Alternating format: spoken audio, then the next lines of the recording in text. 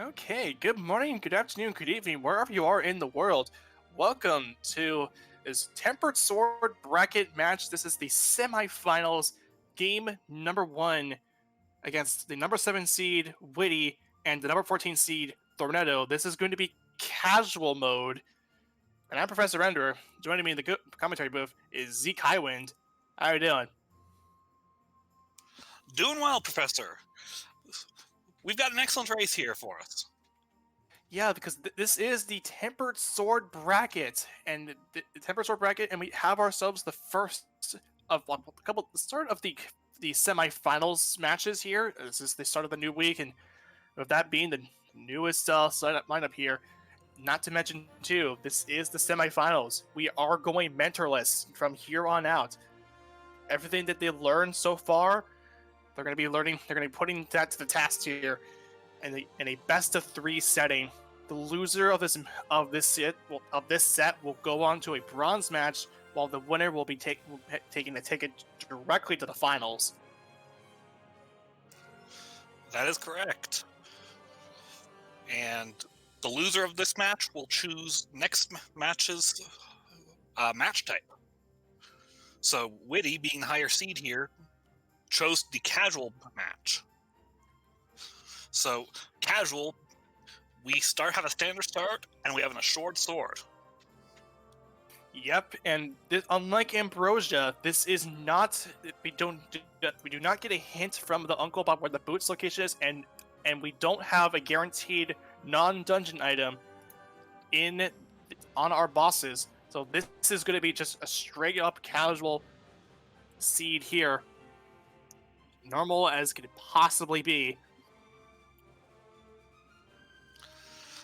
And one last thing to note, if we get audio from Whitty, he is using a custom MSU pack for Celeste.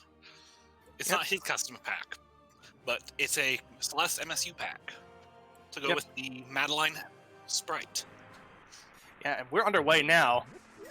We're showing off some of the two new sprites here as well, because we do have Celeste, as you mentioned before, over on Whitty's side, and Thorneto, being a representative from the Super Metroid community, we do have the Super Metroid version of the Samus sprite. And will Uncle give us something useful? It's just arrows, so yes. This thing's coming out live now, and we are going to be just on our way now, just going to be checking out the secret chest now, as you typically do in the standard mode. 20 rupees out of it. Thorneto is actually going to grab the magic, and Whitty actually skipped that. Something that I tend to do is just always grab those magic in that starting match. You never know what items you'll get in Hyrule Castle. You could get your Cane of Samaria and wish you had that magic.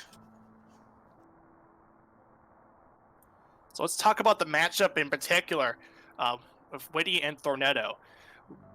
Whitty had beat Darity Peels, the number 10 seed in the first round, and put up an upset against So-So-So's, the number 2 seed in the quarterfinals. That currently leads him to here with Thorneto putting on an upset, 2 upsets no less, against the number 3 seed Vortex of Doom and Legio in the first round and quarterfinals respectively. And the chest in the basement has the small key, so we will likely have an item in Dark Cross.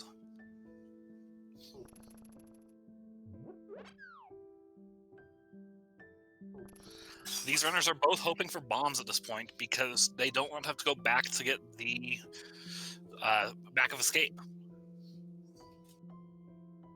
Right, you are, and as I'm looking at this right now, both of these runners are 3 and 3 in the Swisses as well, so evenly matched here. My apologies. Oh, you're fine. You're fine. Yeah, getting bombs this early is real nice. That way you can get your back of escape out of the way. You don't have to worry about farming bombs from here on out.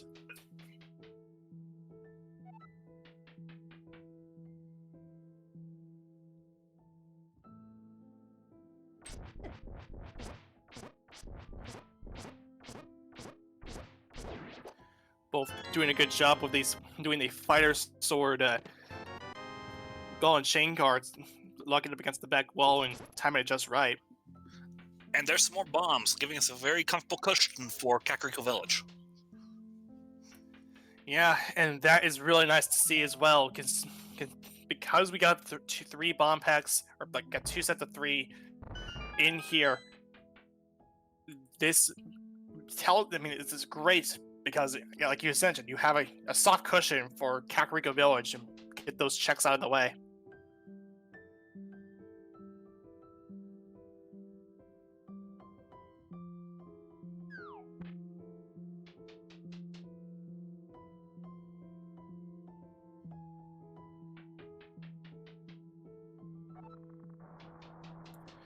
Both are actually coming out pretty quickly. They're both evenly synced up here. There haven't been really any execution problems from either of them. They're still really close together. I mean, show how much they're doing. Did a pretty good job with this escape sequence from the first 3 weeks, and also that standard week that the two had to face earlier on. In this bracket match, this bracket format. The escape sequence comes down heavily to execution, because there's only really one route. Yeah, and this is one of the some of the earliest execution things you can really do. It's not like it will make or break the run, but it's nice to get out of escape in a quick fashion to get some of the earlier checks out of the way. But again, this is it's so early in the race that it doesn't really make a huge difference in the long term until come towards the mid game and eventually late game.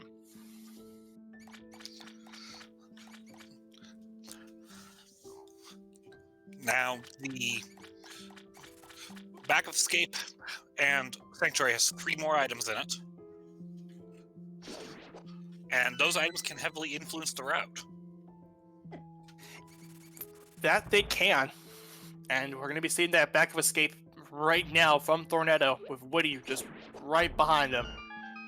And our back of escape has for us that map, an ether, and flippers. The flippers can be a huge game changer this early.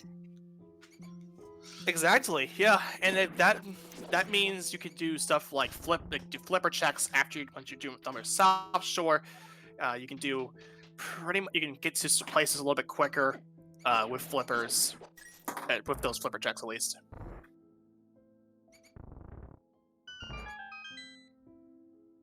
And both pulling up a sub 6 standard escape, and that is an optimal time to have.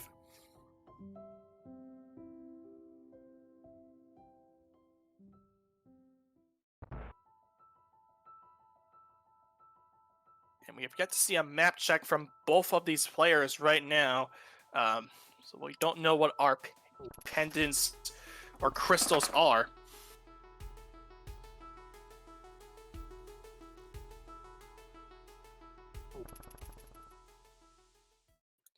Into the Lost Woods for both of them. Not going to be checking out the Lumberjack Ledge. And looks like Thorneto's going to be... Alright, so we got a retrieval from Whitty, which is just single rupees. That's our tier 2. There's a heart container that Thorneto opted to skip, while Whitty does pick up.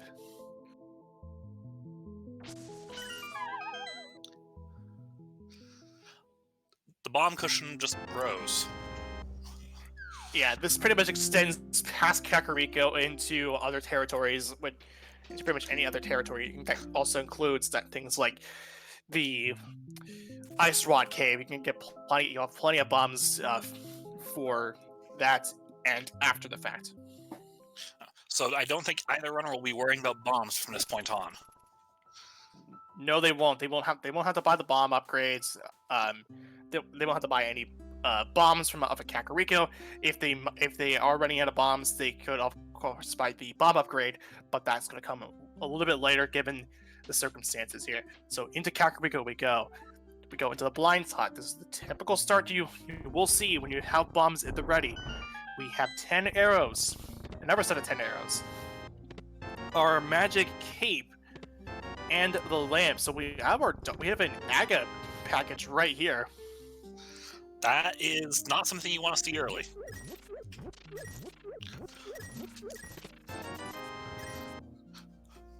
Yeah, you don't want to see that at the very start because already right out of the gate, Aga is already in logic. And there's our map check. I saw that there was a pendant on Eastern, and the blue crystals are on Desert and Tower of Hera. Pretty simple opening today, then. For sure. In the well, we have 300 rupees. I'm waiting for both sides here. 10 arrows in the bomb wall. A single rupee. 20 rupees, no less. And then more sets of bombs. Again, just extending that cushion a bit farther to the point where you don't really need to worry about bombs anymore.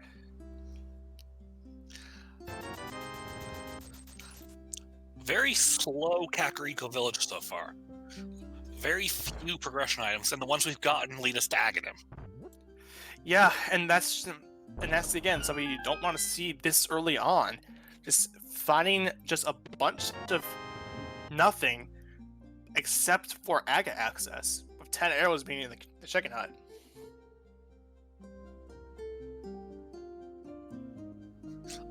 Luckily, there are enough checks it could be possible to avoid Aghanim. Because we also have Flipper's checks. And the money situation puts Zora in play very easily. Yeah, and the last couple of checks here just happened to be a heart piece. So nothing out of Kakariko outside of Aga access. Just bombs on the library, so neither runner will come back for that. And both runners checking race game.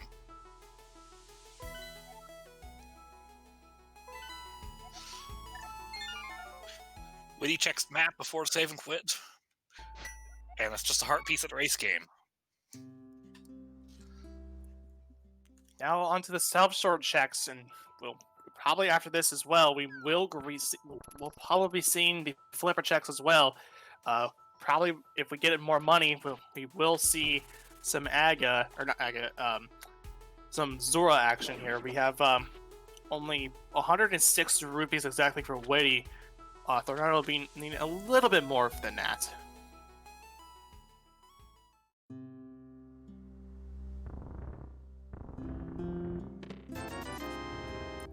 And there's some rupees for Whitty.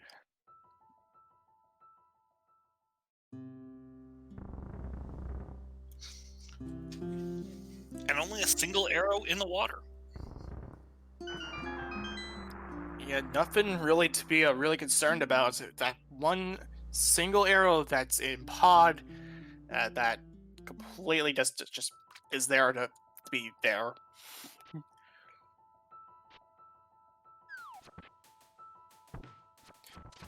And on to the mini Moldorm cave. This room can be tricky with only 3 hearts and no ranged weapon. Yeah, so what they're going to be doing is doing sword spins, and that's actually the more optimal way of doing this with that guaranteed sword that we got out of there.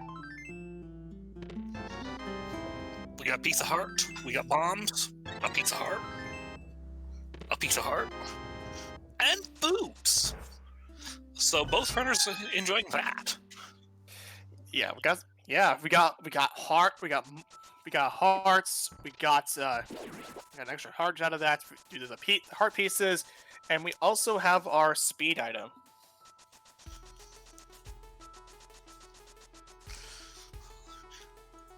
So we finally decided to give Samus the speed booster. Well, it's not really a speed booster, but more so just an extra set of boots that she wears. Which I don't understand, though, how that logically works, but whatever. In the in the Ice Rock Cave, we only have 10 arrows. Thorneto actually opted to save and quit instead of going to the to do the checks here. It looks like going to follow those boots into the Bonk Rocks.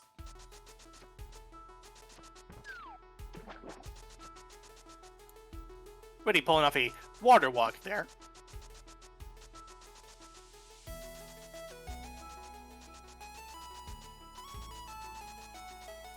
And he might be trying to find more money before doing the Zora check.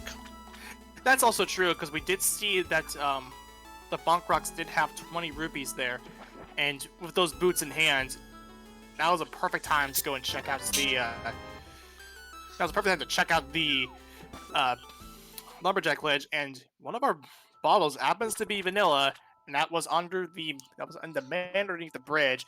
It has a blue potion, so it is kind of randomized, but at the same time it's not. What was that on lumberjack? It's just 50 rupees.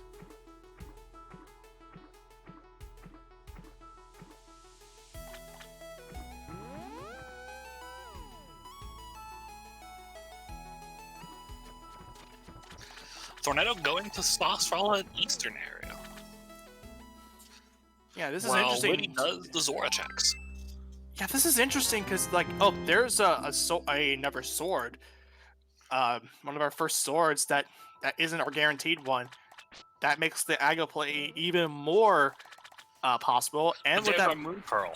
Yeah, and with that Moon Pearl in hand, we can at least have access to the Dark World in some capacity, but not entirely, because we don't have a glove or hammer to get past that one area above. Just after going up from the pyramid to get over towards the Village of Outcasts area. Unfortunately, Whitty had to orphan Zora due to a lack of money, and only 20 rupees were on the ledge, so they would have to come back regardless. In Thorneto's case, we will be seeing. We did see some rupees, I believe, earlier on. So we might see that flipper. We might see Thorneto pick that up, and then okay, he's actually gonna save and quit out of there. So we won't be waiting for that. We'll be waiting for a little bit, and we get our hint from Sahasrara that the green pendant is going to be locked away in Pod. Pod and Eastern as pendants. This means we will have two of people's least favorite dungeons. We will have two of Ice Palace, Misery Mire, and Turtle Rock at least.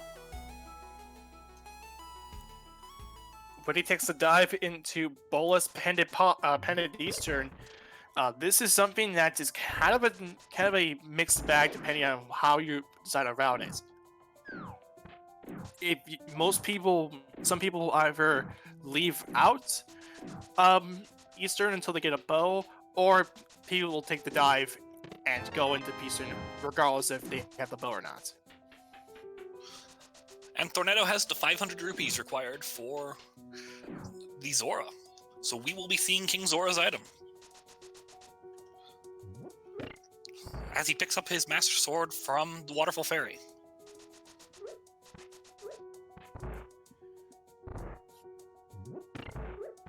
So yeah, this is going to be that Zora play that Whitty had skipped out because of the because Whitty was short on rupees at the time.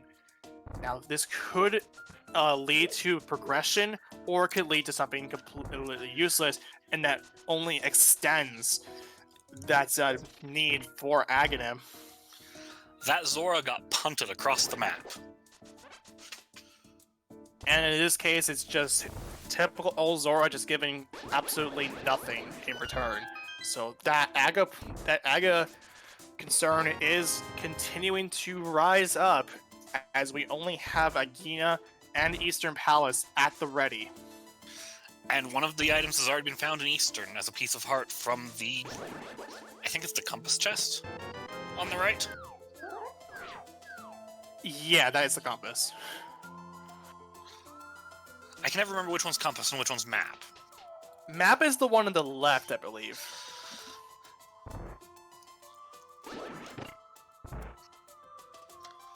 So there's a 50-50 shot that this is the item back here.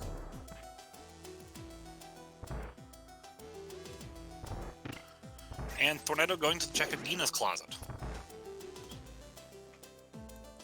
I believe we have to see the big key here because of the big chest having that item. The big key was in the... Oh, right, yeah. I completely forgot about that. The other item is on Armos. Did we get anything and out of Adina's cave? Well, I wasn't looking. we did not. So this is the Aga play for Thorneto. For going Pendant Eastern, that is fair. Opting to go and check out the Tier 1 pull and just gain some rupees in return. And this is the correct play to make at this point. So if you're Thorneto and you saw that that Agina had absolutely nothing, and you do not want to go to Eastern Palace, that's the next option you gotta make. You have to go to Agina now, to Aga now, start that climb. And with what we know about the Eastern Palace, this is also the correct play for the seed. Yes. Of course, Thorneto doesn't know that, but of course. But given that how much that we didn't see a whole lot in that early game, now is always the time. Now is the time to make that commitment now.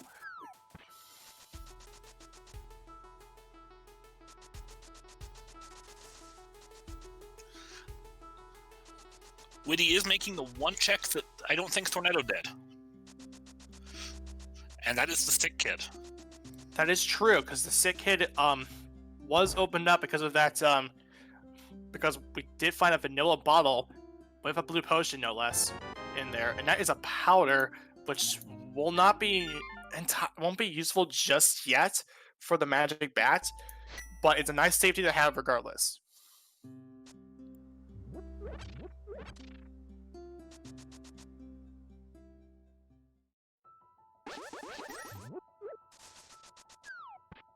And Whitty is now making the Aga Tower path. So as we come out of this very early game, Thorneto having the a bit of the slight lead. I mean, kind of a lead, but again, this is so early, so we can't really tell whether or not a lead is really necessary to call this early on.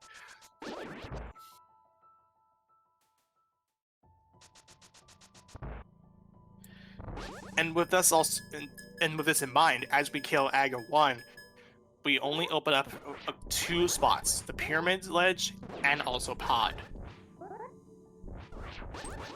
And money is not favorable for doing Pod right now.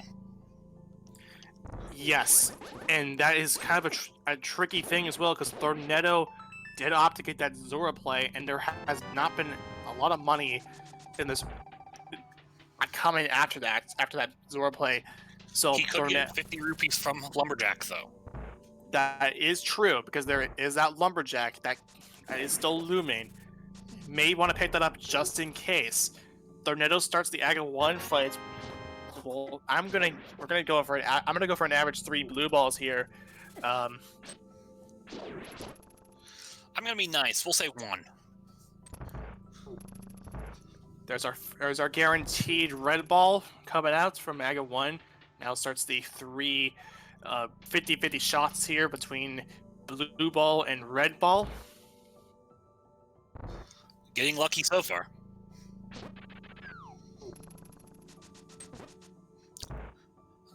I wish my NMG Agas were this nice. It's funny because I actually did an NMG run not too long ago online, and I had like what, 3 blue balls? I forget, but that's already 5 red balls into Aga 1. Will he play nice to get a 0 ball? Yes, he will. Blue ball Aganim. That is an ideal Aganim. Yeah, Aghanim playing nice with 0 blue balls. Not a single blue ball. Just this will be a battle with a really quick Aga. No need for any blue ball nonsense. Aga playing nice today, and there is money for Agina for Pod rather. For Kiki. For Kiki, yeah, for Kiki, and also for Pod. Pretty much they're the same spot, but. Or as I like to call Kiki, the extortion monkey. Some people call him Kiki the extortionist as well. Whatever you want to call it, it's a monkey that it's a monkey that talks for some reason because of video game logic, and also and can't not get hit by him because he'll run away like a little wuss that he is, and you have to pick him up again. We have a lot of money in our hands though, so we're not really too worried about getting very little money to get to that Pod. So, of course, we're not getting Aga 1. Yep, because now there's Aga 1 right now. Works. It will be the same RNG, won't it? It will be the same RNG because the way the Rando works is that it's seeded for the first round, and if you happen to die for whatever reason in this Aga fight, it will not be seeded from here on out, and you will have random patterns. Thorneto going into Palace of Darkness. Luckily, we find a key in the first chest. Otherwise, we would have to either leave or do a potion unlock. And yeah, given the way the seed has gone, there really isn't a way to. It has to be there. That key has to show up because we killed Aga without any other way to go anywhere else. We don't have our gloves. We don't have our hammer. So for sure we had to pick up that glove there because like I mentioned previously, we don't have any other access to either Vu or something else. But again, I don't think we even have access to Vu period because we still need that hook shot.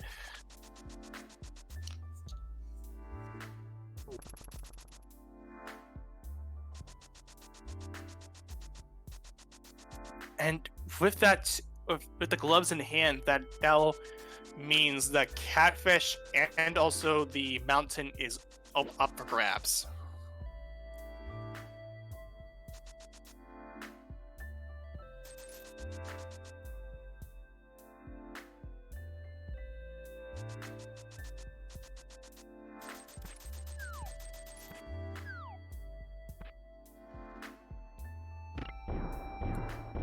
Thorneto actually opted to go for a potion camera unlock here, which does pull off.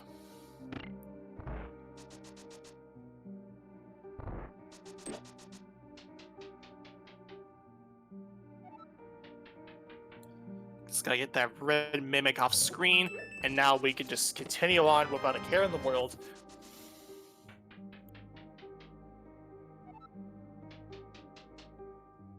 That's a pretty fun little glitch. Yeah, all it really does is as you're walking left, you're using a potion, and for whatever reason the game just unlocks the camera in that situation. I don't know the full details to it, but I know that's a thing.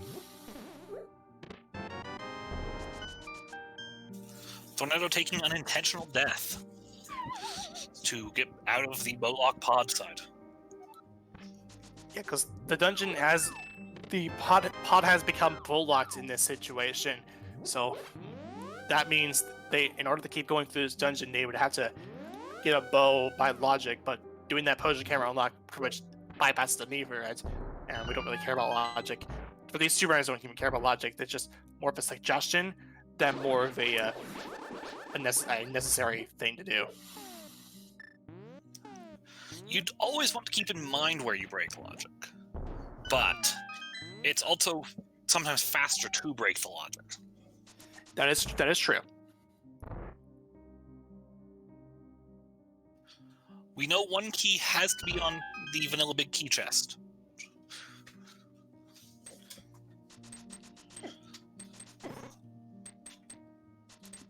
down in the basement. There's that big key.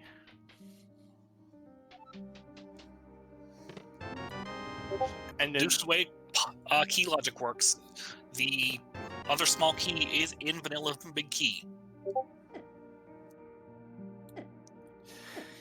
yes, and with the fact that we also had two, we had if we skipped out on that on those on like if we had gone down there, unlike Thorneto who skipped it and seen the opportunity. There's a tempered sword, by the way.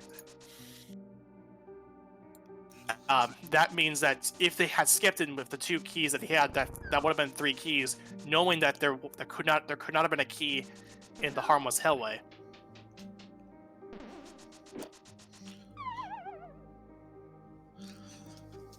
It's always nice when you have 3 swords in 30 minutes, even when one of them is a sword. Yeah, it's always nice to have it. Always nice to have the tempered sword in at the hands at that given time. So now Thorneto is going to make the mountain play. That save and quit. I'm pretty sure it's the only place you can go at this point. Yes, because we do not have access to Traditional Dark World access.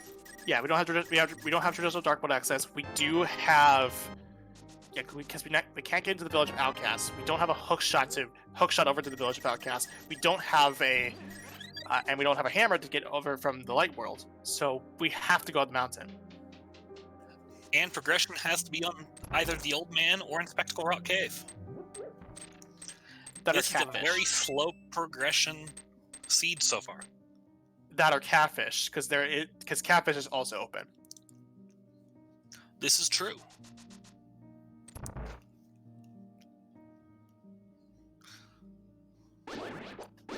It's always nice to have a tracker at the hand, so when you're commentating, because you get to see what everyone else is doing at pretty much on our known knowledge of each player. So that's kind of a a little tip from me.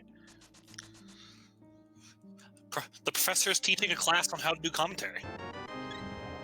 Except I'm not Rick. Definitely check out the commentary episode for Guma Podcast, by the way. Rick does a really good job at explaining how to do commentary as we get a heart piece off of the Old Man. So let's see what's up here on the Spectacle Rock. Because if it's not in the cave, we have to go back to the Dark World and do Catfish. There's a heart container on this rock. It's back on Catfish. Yep, Catfish strikes again, and that means we gotta go from the Aga portal in the castle.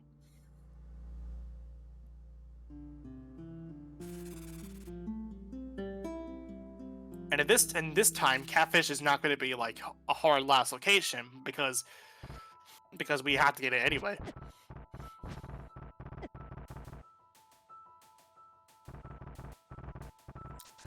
It's always disappointing as a runner to have to go back to Catfish to get your item.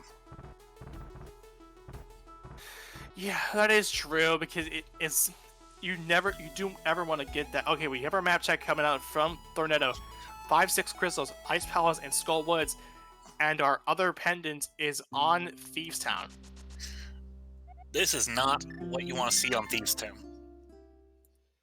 Yeah, because that actually opens up the possibility of Pedestal being like very much accessible right out of the gates. Because we have Pod Eastern as one of our pendants, and Thieves Town being another quick dungeon to get through is also one of our pendants. So Pedestal has you might be seeing a ped pull, like either blind or known if it's a ped seed. And there's a lot of items that could be on that ped for progression with those dungeons. We could get Hookshot, we could get Fire Rod, we could get Ice Rod, we could get the Flute. There's our Titansmiths. Catfish giving us the big items. And it was our only way to get there. Only way to get to our next piece of progression, anyway. So it had to show up. Our only way to get to Village of Outcasts, in some capacity, had to show up there. Thorneto actually going to skip out on the King's Tomb check instead of actually going directly over towards the Village of Outcasts.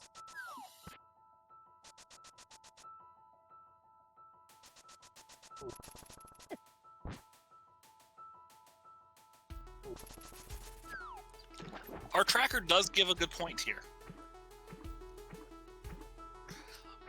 Oh, Whitty didn't buy Zora, so they're going to go check Zora for progression. Yeah, because remember, we did not have the money to get in, to check Zora, and we know it's just 20 rupees. So we don't really need to. So Whitty will be down 500 by 480 rupees.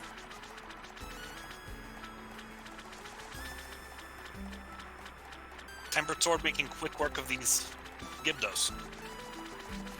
Yeah, they get just 2 spins from the Tempered Sword kills those Gibdos right away. Or of course, if you lock them up against the back wall, you can get double spins. Thorneto going to powder the bunny beam right into the pod. There's the bow. Our tracker did raise point that 2 bows could have been in GT and nullify the ped theory crafting, but that's now out of question. So all of our ped theory crafting is back in potential logic. Yes, so that now means one of 2 things. So our potential pedestal opportunities, as I'm going to look this really quick, it can't be hammer. It could be fire rod, it could be Samaria, it could be flute, it could be mirror. It could be Ice Rod. It could be Ice Rod, yes. It could also be hook shots. It could be medallions. Pretty much everything's up for grabs here. Everything but the hammer. Yeah, everything but the hammer is up for grabs.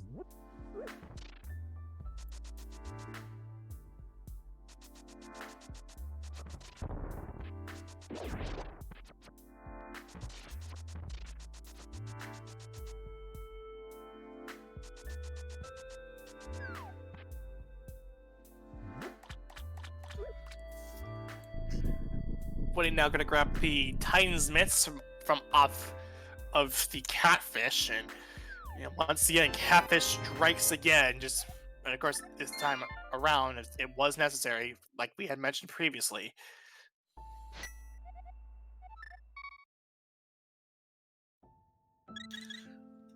There are several potential route splits at this point.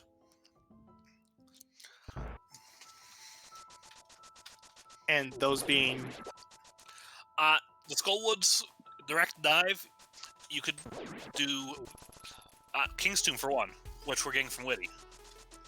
But you can dive Skullwoods directly, or you can do Overworld, you can dive Thieves Town. They're small route splits, but possible. Nothing in King's Tomb of note, just one more heart container, which does put Whitty at like 9, compared to Thorneto's 7. Thorneto going down to the Village of Outcasts, finding 20 rupees out of the chess game. He got a better prize off the random chest than the guaranteed one. Yeah, because that was actually, what, 50 rupees? 100. 100, okay, yeah, just double that up. But on the bright side, he paid 30 rupees to open the chests and got 120. Yeah, and you also get a bug catching act from off of Thorneto. Very nice safety to have in tandem with the powder. And Whitty taking their map check.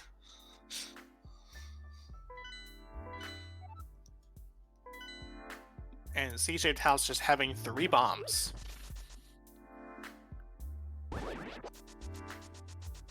Thorneto heading into Thieves Town. If in this situation you don't have a hammer, I would probably just skip the first 4 chests, or not skip the first 4 chests. Skip the first 4 chests and then get out. I would be inclined to agree, where it's a pendant dungeon anyways. It is a pendant dungeon. Yes. I will never skip the front 4. Yeah, because it's impossible to skip the front 4. If you're gonna dive Pen of Thieves down, that is. It's not like it takes too long to get Pendant Thieves Town front 4 chests. It's not like a time commitment like clearing, say, Pendant Eastern or Pendant Pod, which we've seen today. It's a time commitment, but required in some cases. And there's silvers. It just paid off. Always nice to see silver arrows, and Thorneto actually gonna dive deeper into Pendant Thieves Town.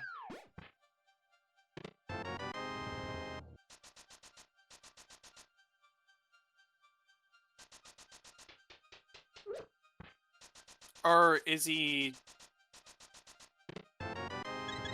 Okay, looks like he's actually leaving instead of taking a Death Warp. Alright, fair enough.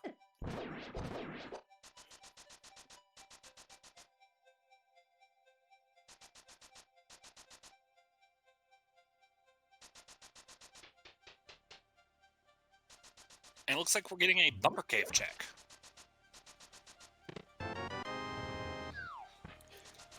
With that cape, we can pick that up if it's necessary. So, if we leave here, we get 2 items from the back later if we come back. Thorneto is actually... No, not Thorneto. Whitty is actually... is going to be the one who dives Pendant Thieves down here. I'm not against diving Pendant Thieves Town fully, because it's still not that big a time commitment. The only problem is the lack of hammer, so if you find a small key, it's possible to have an item locked.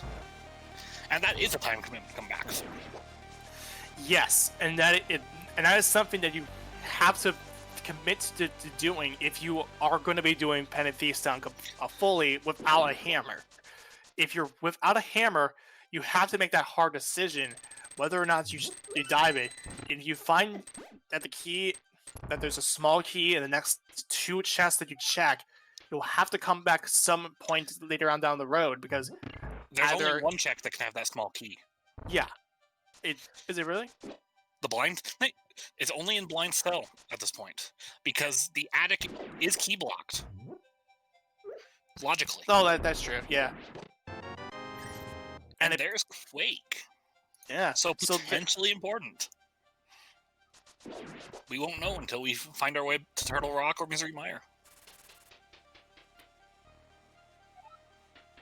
Yeah, there's only 2 of the medallions picked up so far, and that could be necessary for like you mentioned, for Misery Mire and Turtle Rock, as we get in a Hype Cave check from off of Thorneto. Of course, the medallions you found are the 2 that are probably the least useful of the 3. Yeah, then there's the other, and there's the third and final medallion. We don't have to worry about medallions here. There's our hook shot. This is a bombs. massive hype cave. Yeah, this is a hype cave for sure, and just running it up with some heart pieces and 3 bombs. I'm definitely giving this a really high rating for hype cave here. Oh boy, there's that small key. Yep, that now means that we have a 50-50. Yeah, it's a 50-50. It's either on the big chest or blind. Thorneto taking that hookshot and going straight to Death Mountain. Yeah, following what you found in a hype cave, that is something that I would do right now. I would also follow that. That's a breadcrumb trail with like 14 checks in it. Yes, there's a lot of items on East Death Mountain here, and Whitty now onto the blind fight right now. Pretty good opening to this fight so far.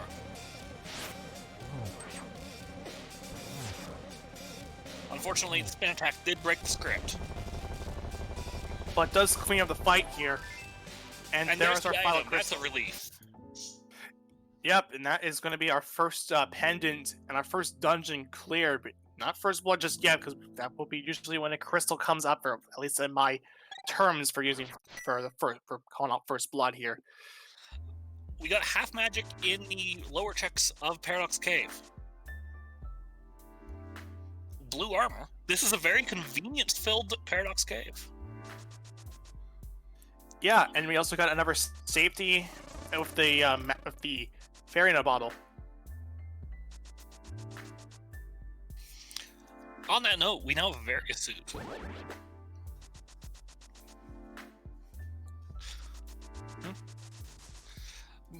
The Samus sprite blue male sets very suit up there. Yeah, that is the Varia suit. I know Super Metroid more than I do Celeste, so most of my sprite jokes will come from that.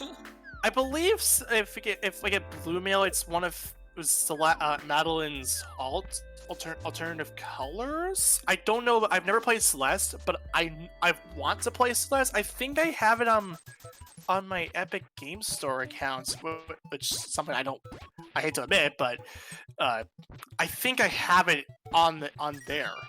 Honestly, free games are free games. Yeah, it's a free game. I'm gonna take that anytime. I'm gonna take that anytime, even if it's on something like the Epic Game Store. Anyway, outside of that, Spiral Cave. It is 20 rupees.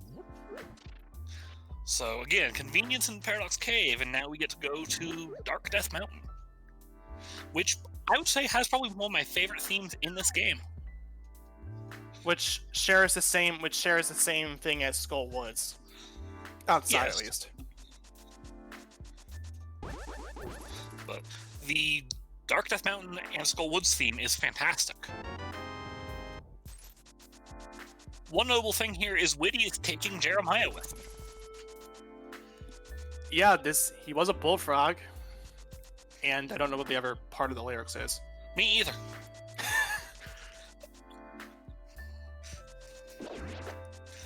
But someone in chat will likely fill that out for us. Right, yeah, they tend to do that. Anyway, Super Bunny Cave, 3 bombs. And 20 rupees.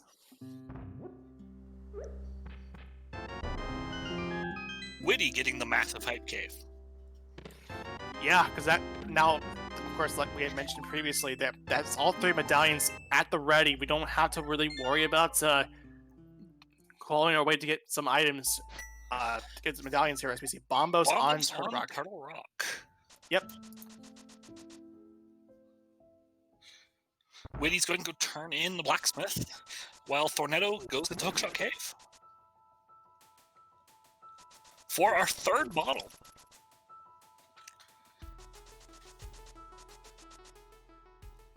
A piece of heart.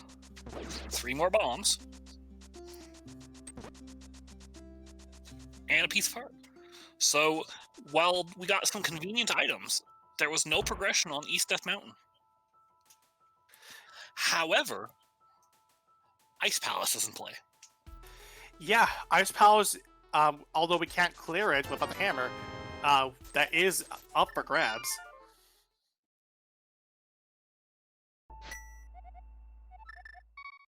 And the blacksmith only giving out 20 rupees.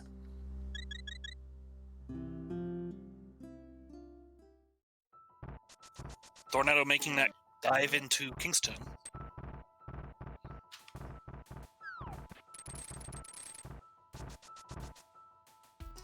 Again, this seed progression is being very slow and stingy. Yeah, because... So, as we're going to see some people loop, as we see our tuber is going to be looping in on themselves, we're going to be take a look at what we have currently up for grabs. We did mention the Eastern Palace play. There is also pendant. We have Armos Knights, and we do also have the purple chest as well. It looks like Thorneto's going to be going for that Eastern Palace play, which is slightly more enticing for him because he has not Nova yet. Yes, because earlier on we did see that Thorneto skipped Eastern to do the Aga play, which was necessary for the seed.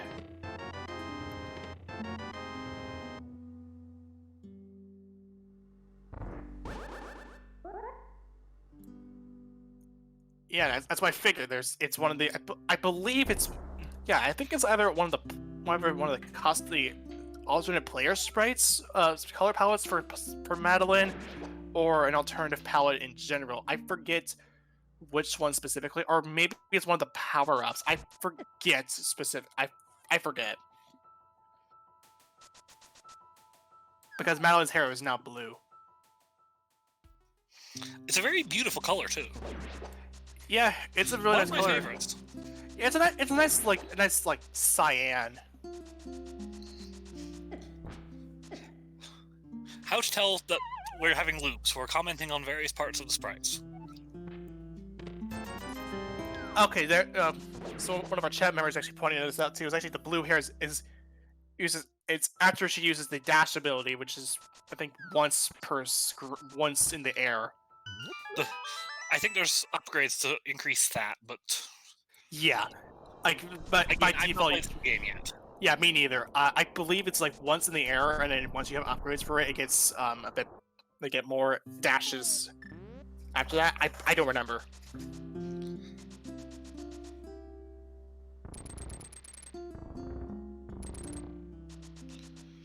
You know, I wish I could land that block clip that easily. Yeah, that's something I gotta learn to do consistently. Just doing that particular just doing that, like just the hook shot clip with the thing. I usually resort to the mirror because if I have it. And this is why these guys are in the semifinals and we're not. Yeah, and it's something that's they put a lot of effort into doing what they do, and again, as we just are waiting for Thorneto to get the Eastern Palace player, these are, and already we said enough about him. Floyd already just actually posted this not too long ago. Our Restreamer, give these two runners a nice hearty follow, and like we mentioned, Floyd is our Restreamer, along with IrritablePenguin being our tracker. And I'm Professor Render, and my co-com is Zeke, Highwind. Give us a follow as well. At least give the professor one. Oh I yeah, don't really do that much. I mean, I do. I just like recently did a playthrough of the Sonic Ripple Blast 2 version 2.2, which is what my MSU pack is based on. Definitely want to take a look at the bot for that one. I think we're about to get a nice palace play. Okay, yeah, here we go. We're seeing two different insights right away. We have our Armos play, and we also have our Ice Palace play that can have the remaining two stuff that we have. Of course, Purple Chest is also a valid option.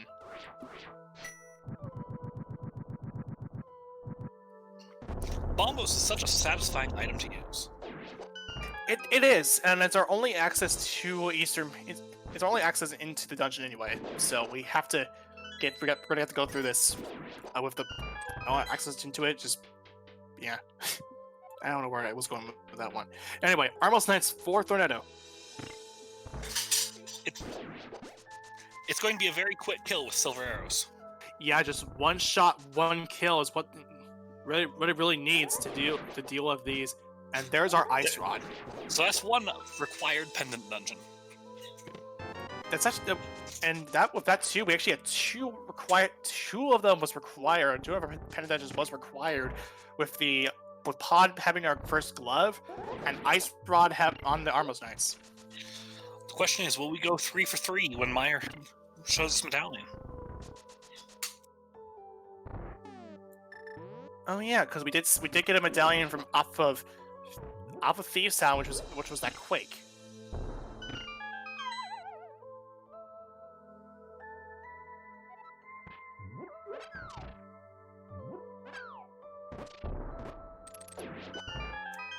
Very nice kill on the Stalfos Knights.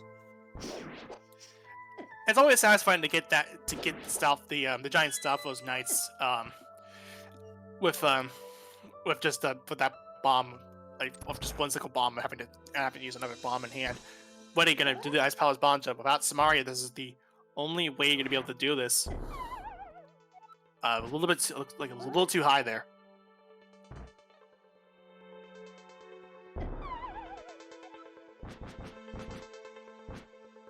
Rando making the Thieves Town dive. One thing I've learned to do consistently throughout this tournament is doing spin clips, which is where you spin off of you spin off, like when as you're staggering back onto from a pit, you release your spin, and you'll be right on in position for a bomb jump, and you get it you'll get it pretty much every time you do it. And for Ice Palace bomb jump too, you'll get that line. All you really gotta worry about for that is just lining up the sword with the bomb, with that 1 pixel gap that you need, and that's how you do it. The big thing.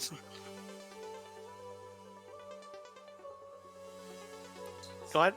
The big thing to note is that the Ice Palace bomb jump is not really necessary right now because we don't have a hammer. Yeah, this is going to be a sequence break, I believe.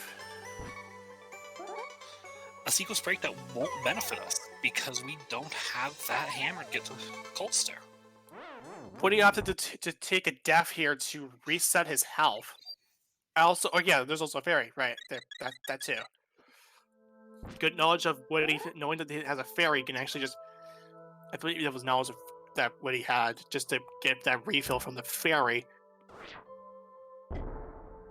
And it gets it.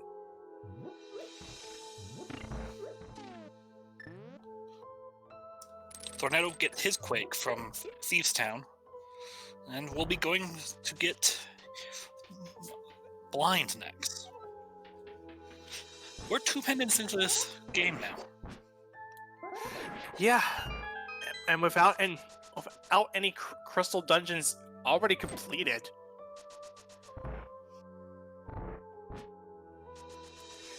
And it goes to show that all the dungeons that you could have cleared with a crystal just are only pendants, and the stuff that we can't really get into clear any dungeons because we don't have access to get to that boss in particular. Oh, just slightly early on that bombos. The freezer had knocked out of the wall. Yeah, it's gonna have to use up a bit more magic there. But of course, with half magic, this really should not be a big issue. But it does take time because that bombos animation is rather long. That is the one downside of bombos. On the plus side, lots and lots of explosions. And also a screen clear. That's not the important part. What is this, a Michael Bay movie? Didn't you know? I mean, to be fair, the bosses explode like it's a Michael Bay movie, but that's besides the point. Thorneto takes down Blind and gets the second pendant. Whitty goes upstairs to do the next room and realizes he doesn't have a hammer. Right. I've done that before. Yeah, because there's no other way to get in there, and there's no key as well, which Whitty is just dumbfounded on what to do. Just opt to save and quit. You've got a tracker up. What do we have left? Purple chest. They can get to Ice Tea Room, can't they? No, because you can go around from the big chest. So technically, Ice Tea could be progression. Yeah, Ice Tea is part of progression as well as the purple chest. We got Armos previously, and we know that Armos is the Ice Rod. Whitty has Skullwoods.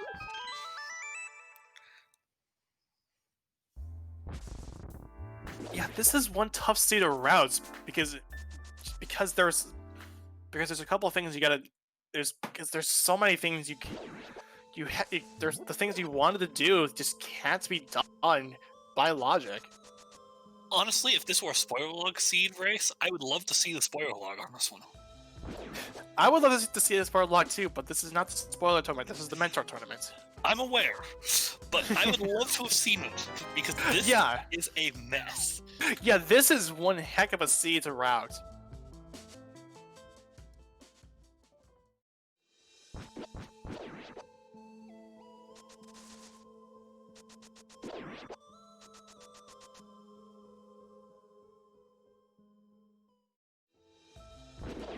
And this is going to be the purple chest play from Thorneto. Chat points out that Big Q is in the first check in Ice Palace, so Big Chest is also in play. There is one item left in Ice Palace, too. Okay, just wanted to double check that. Whitty will get the silver arrows from off of Skull Woods. Thorneto is getting us a purple chest play, and then we'll probably make the Ice Palace run. Unless purple chest has to be something useful. Yeah, because this seed pretty much has been a last location spree on all fronts. Just because the way that the way the seed has just been chugging along here, just so slowly. Purple chest gives up casual my foot. Yeah, this is a book, and we did get a Book of Adora from off of the purple chest that now opens up. One of our first crystals that we can actually clear. And that's Desert Palace.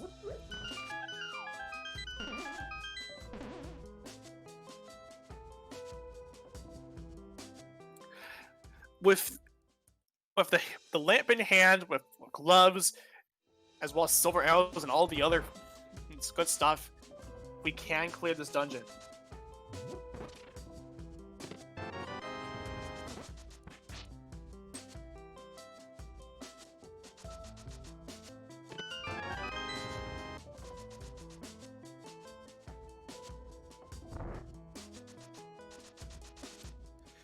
Without that mirror, we can't check out.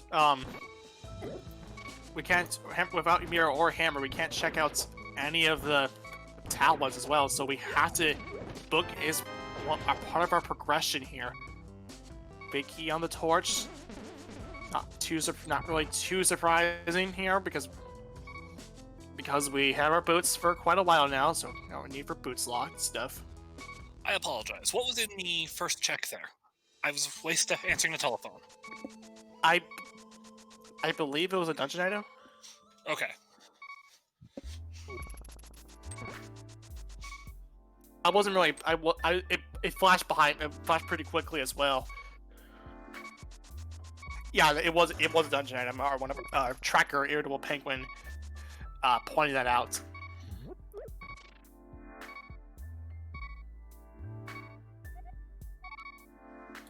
Whitty gonna grab the purple chest. Gonna get that Book of Adora, so we'll be joining up with Thorneto pretty soon. And there's our hammer. That logic chain is disgusting. Yeah, and this now this opens up the hammer pegs. This opens up Spike Cave. This now opens up the Ether Tablet, and also lets us clear Helmasaur, and also clear Ice Palace. The biggest thing is it puts Ped in play. Yeah. And there are enough items, I would go for it. Because there's just not been much else yet. Yeah, there's a lot to do now. Hera's, and we pretty much we did actually open up two of them too, because we have Hera opened up, we have Ice Palace opened up as crystal clears, and we have that Helma play. The aforementioned Helma, Hammer Pegs, Spike Cave, and Ether Tablet. Also, the Magic Bats is also opened up. What item would you be missing right now? Flute? Because this seed is making you run. That's a tough decision. Yes, we do need that. We do need the flute, but at this point, I would probably be hoping for, if anything, another like crystal dungeon to clear. That would be on a crystal dungeon I clear. That would be, of course, being the Fire Rod, or Samaria, or the Mirror.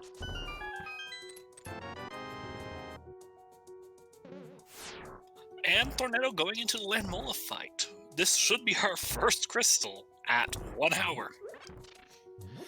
Yeah, this seed has been leading us on for quite a while now, and this will finally be first blood from Thorneto getting the first crystal at the match of 102.39. This seed has been a travesty. Did Lazy Kid generate this? No, this is Sauce Raba that we are working with. We're not doing with Lazy Kid from the ladder. This feels like a ladder seed. It does.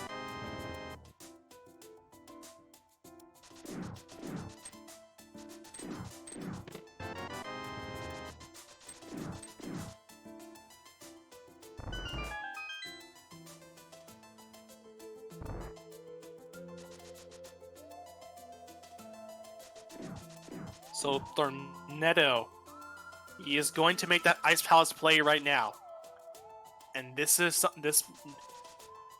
will actually get Thorneto more items here. I believe. Well, we did get that one item here, so really nothing to really be concerned about with the Eastern, with that one side that's locked behind the hammer. But even then, we still have to get through that. Thorneto will probably be full clearing this. We'll begin those spots pretty soon.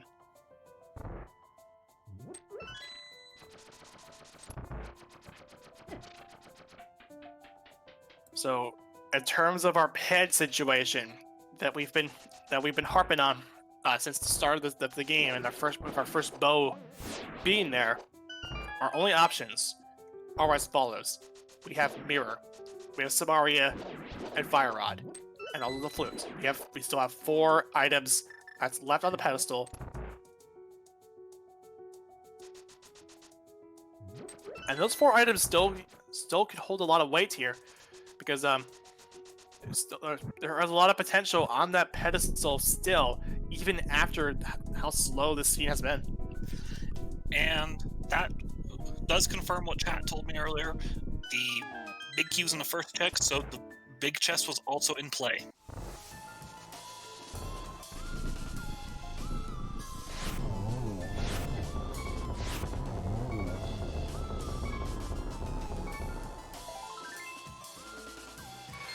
And with this too, with that Book of Medora in hand, Thorneto can also read the pedestal as well as Whitty.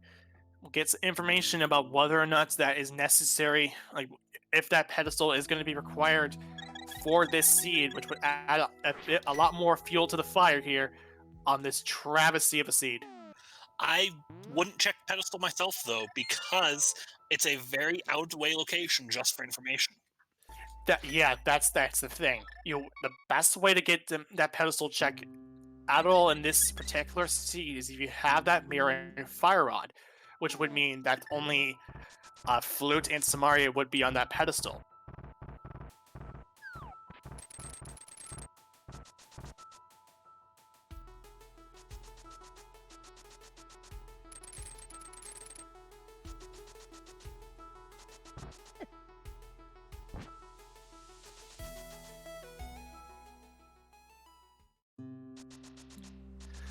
Whitty gonna now head over towards that. I believe gonna be heading over towards Hera right now.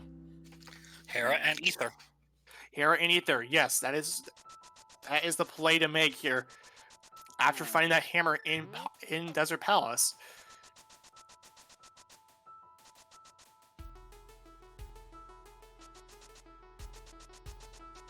Of course, we're going to be seeing that Ether Tablet check coming out first and foremost before heading to Hera.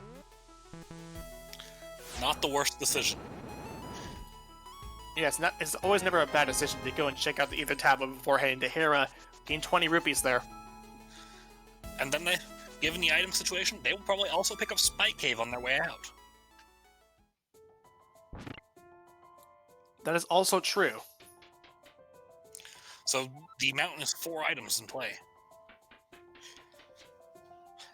That is a compass, so we have an even more chance of seeing a basement. That basement. Not one dungeon has been nice to these runners. In this case, is what he's going to be heading for, that Hera pot. It's going to bonk up against that peg that actually does screw around with the subpixels from what I've learned from fellow community member Orange. But does get it.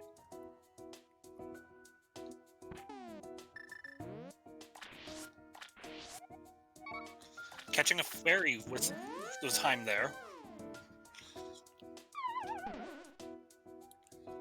Thorneto going into the iced tea room. Let's see if this is an item that got left. It's a map. So it comes down to if the big chest is important.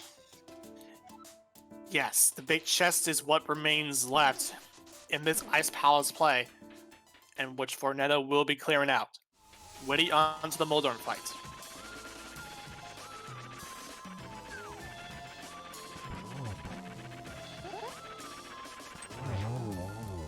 Thorneto opting to bomb jump it. Not the trickiest bomb jump to make either. No, it's a pretty free bomb jump because you gotta line up against the wall. Just place the bomb down, and it's free. We got an item off Moldorm, 300 rupees. So I don't remember what was in the compass chest. Is there an item still in the basement, or still in the big chest? And given that he's going back in, I'm going with yes. And we did see a key out of the big chest. So the last item was hammer blocked in Ice Palace.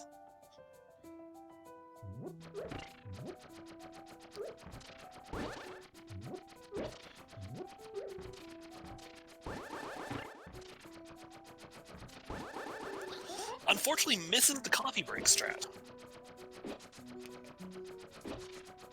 I would probably shoot an arrow in this situation. I would shoot an arrow so that way I can get into that position for the coffee break setup.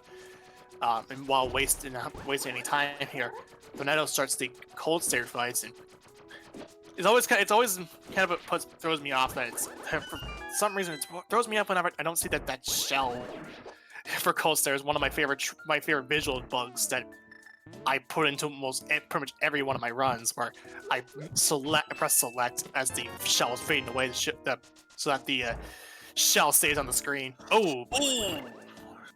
He does have a fairy still, though. Yes, this is different from how Whitty did it, because Whitty did use that fairy for the Ice Palace bomb jump, but Thorneto had kept that fairy for the cold stare fight. There's the fire rod. This progression is ugly. Yeah, I mean, this scene I said it a million times at the point. It's a travesty.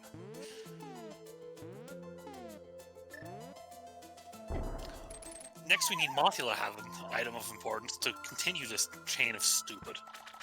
Yes, and that actually is one of our 5/6 crystals as well. And with this in mind,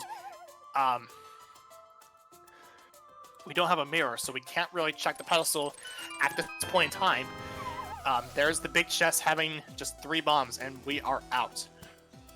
Floyd in chat, our Restreamer, is making a defense that he did not roll the seed. With how the seed's going, I try to defend myself too.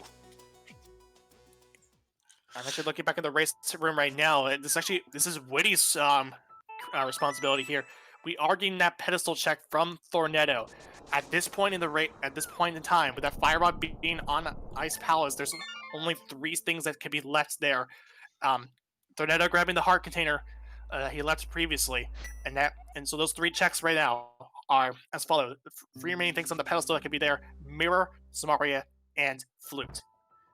That's the only thing that could be left in this particular situation on pedestal. Pedestal is it's just couch cash. Typical pedestal, not too surprising for me. I mean, it's in my perspective. So that eliminates the pedestal.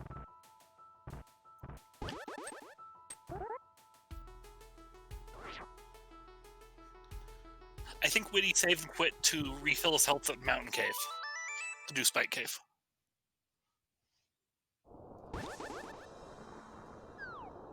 Yeah, this is... So actually, what Thorneto did was actually interesting. Was actually kind of a good idea. What Thorneto did was actually he checked the pedestal before heading to Skull Woods, knowing that the mirror has not been found yet. That's the only best way you're going to get that pedestal check at that point in time.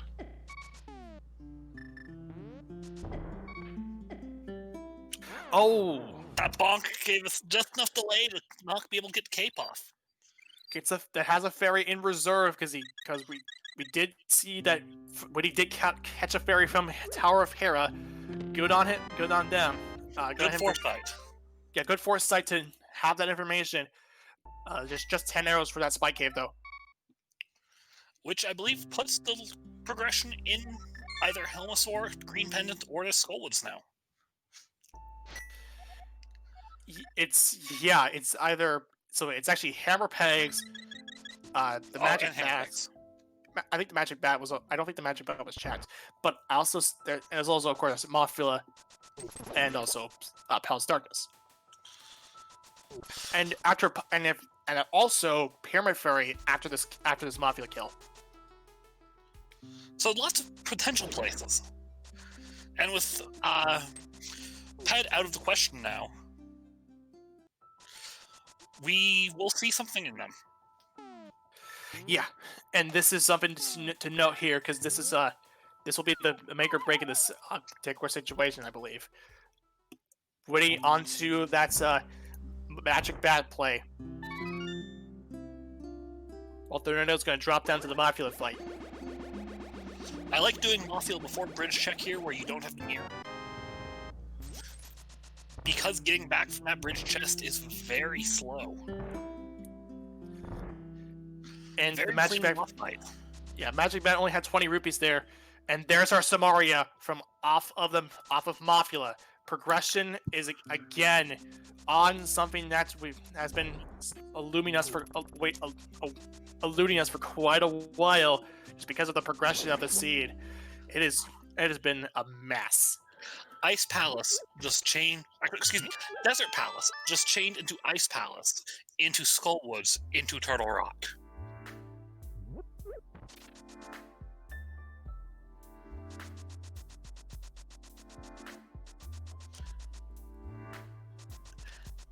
The dungeons are opening themselves up one at a time. And unfortunately for Whitty, he hasn't gone back to Eastern Palace. So even if he gets this chain, he cannot finish that Turtle Rock that Thorneto can. Whitty onto the Hammer Pegs.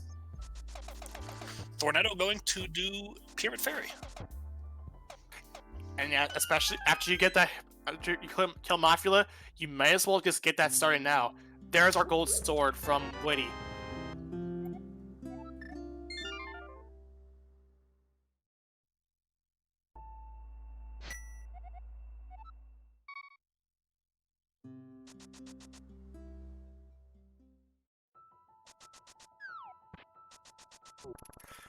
So after this Pyramid Fairy play, I would more likely than not head to Turtle Rock, just follow that Samaria down. In this given situation, if it's on Helma, that I don't believe it's such a big deal. Even though actually Turtle Rock is such a long dungeon to clear, it actually could be a problem if it did show up there, if in a race setting where if my opponent had went over towards towards what's his name? Oh, Mount Helmasaur. Yeah, I don't know why I blanked there. Then I would have lost. This is what Whitty is doing right now. There's a mushroom. Thorneto checking what our free item is. It's green goo, which is nice to have when Trinex is looming.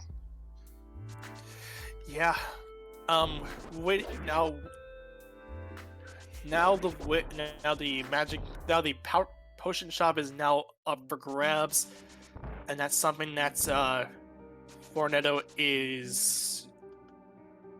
I don't know if he's going to be following that. He is following it. It looks like he's playing under the rule of last progression. And at the moment, the mushroom is the last progression obtained. Now, I probably would have taken the whirlpool to get over there instead of just walking over there. But this is something that's Thorneto is obviously just going to be walking to there anyway. Now is heading to check that mushroom right now.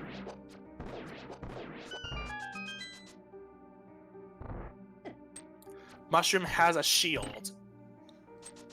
So not required. And at this he point, does pick up another blue potion. And at this point, it's starting to become Turtle Rock. And Well, for Thorneto, I think it's definitely Turtle Rock at this point because then Steve checks. yeah, and this is something that I was talking about in this exact situation. I would be heading to Turtle Rock right now after doing these checks, and after doing the mushroom check, finding out there's only a shield. And at this point as well, I think that again, if Whitty finds out that that the progression is going to be on the Helmets Arcane, that or the green pendant, I had pretty much lost this particular race. Except in Thorneto's case, if you're operating something, you gambled on Ice Armo on Armos Knights and won. Because Whitty has not done Eastern Palace. Yeah, but I'm going off of a situation where if, assuming that my opponent had gotten both the Ice Rod and the Fire Rod in this case.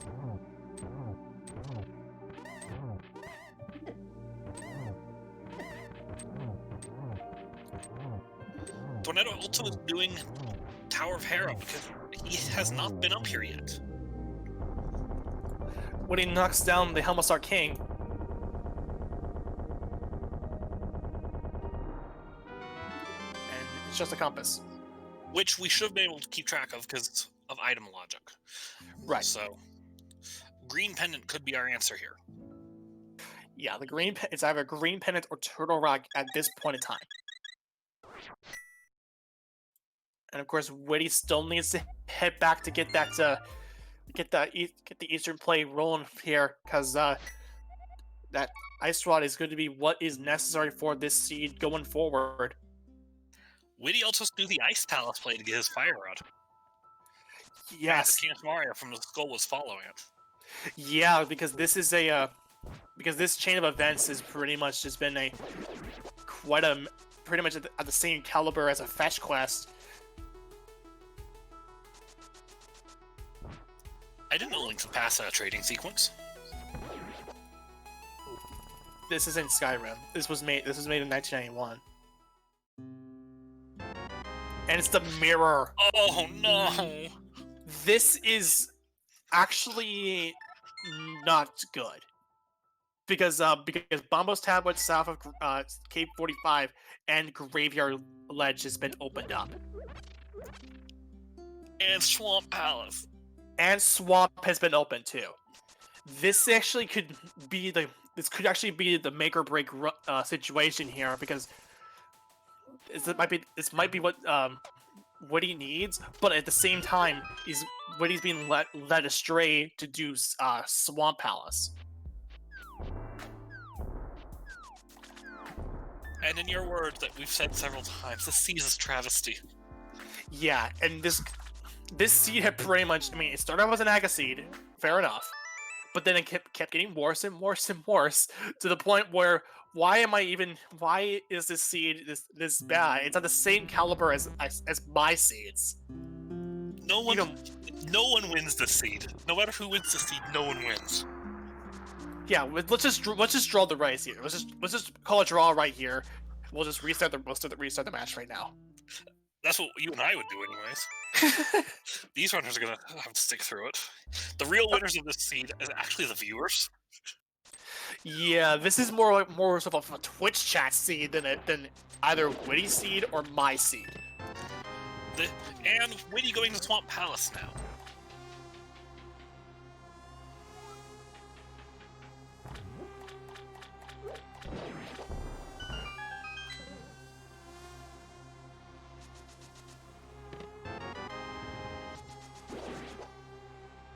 Yeah, this is the Swamp Palace play. That's actually, like I said, this isn't really good for Whitty, because he's gonna be led astray to doing this. That now depends on what we find in here. Yeah, if the flute shows up there, then all that's really left for Whitty is just to get to go and do the Armos Knights, and also then run back to get the flute and Samaria from that chain.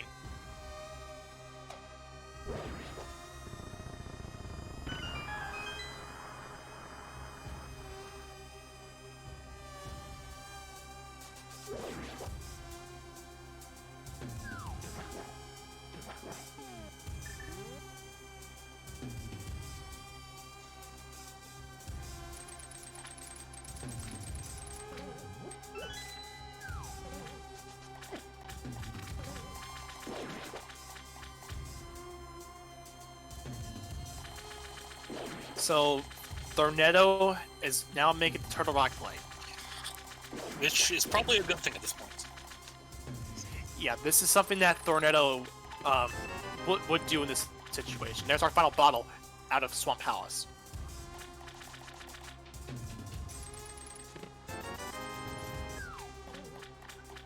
There are 2 of our 6 items from Swamp Palace with that 50 rupee in the big chest.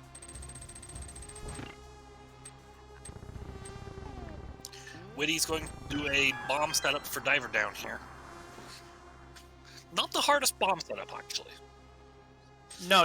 It's actually one of my favorite versions of the Diver Down, alongside the third water switch of the Diver Down. Good lineup. Actually got bullied by that fire snake there. The worst fire snake in this game. Yeah, because that fire snake gets in the way when you want to do a simple Diver Down.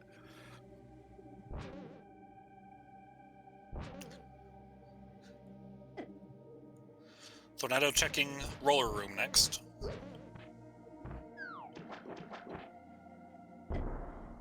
There's the setup. Fire Snake finally left him alone long enough. And you might have noticed, it was on its way back down to mess with us again. But the collision only hits them and is only on the head, not the actual segments of the snake. 2 items in the front of Turtle Rock. This is an interesting key layout. This means that vanilla big key.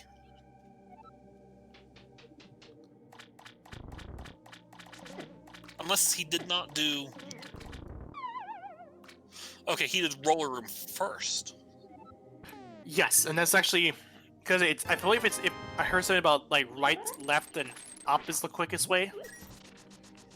Okay, I usually do it left first, so that's what threw me. Yeah, I usually do left, right, up. I usually do left, right, up, not right, left, up. So 2 keys, we could have pinch skipping this middle check, but with how the seat's gone, I wouldn't.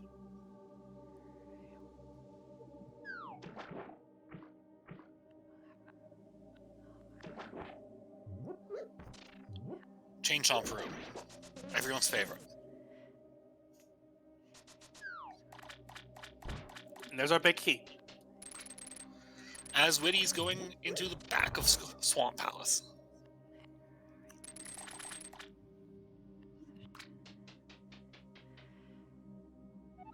It's going to do the other Diver Down. Of course, with bomb setup, because we don't have Samaria. Oh, well, at least we do have Samaria, but Whitty does not. Because it's on Mothula, behind Fire Rod on Gold Stair. Yeah, and that's something that Whitty has not yet to do because it's being currently led astray by that flute, by that mirror. Mostly because of check density. Check density, yeah. Big thing of the double dips that the seeds want us to do. Or at least that Whitty's been decided to do. Because the seed's been mean.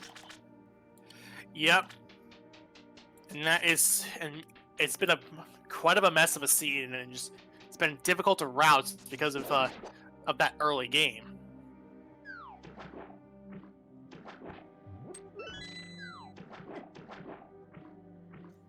We have yet to find progression in Turtle Rock either. Yeah, and to answer a question from one of our chat members, Great Corvid, is that mirror was on the green pennant on Sahasrara. Whitty onto the mid Argus fight. Ooh, those poking cards. Yeah, does have a fairy in reserve though.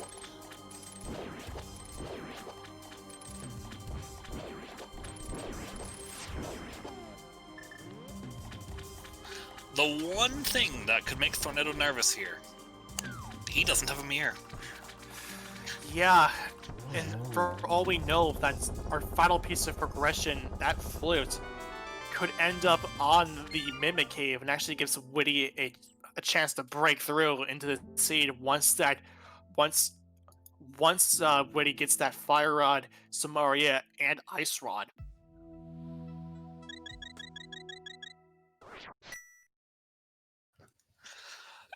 At least the Fire Rod and Samaria.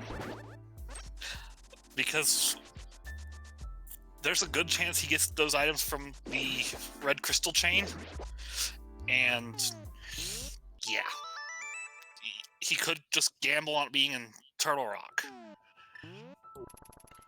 Whitty gonna check out the Bombos tablet.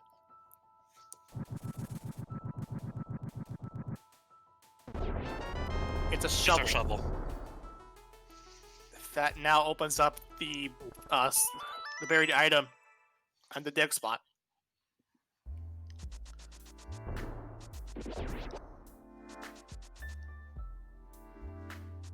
Thorneto taking a quick refill, which, given the health situation, is not the worst decision. Yeah, if I was running low on hearts in this particular situation, I would definitely be grabbing that refill. Whitty's going to check K45 as well. I like that mirror sound.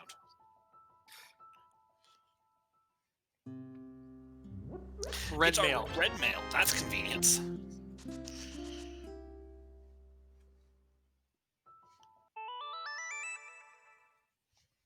Oh yeah, I just put on my sound for that. That does sound nice. There's a flute. Ew. Where will Thorneto go from here? Other than Trinex. Oh, because we just got pushed further from the mirror. Yeah, and this is another situation.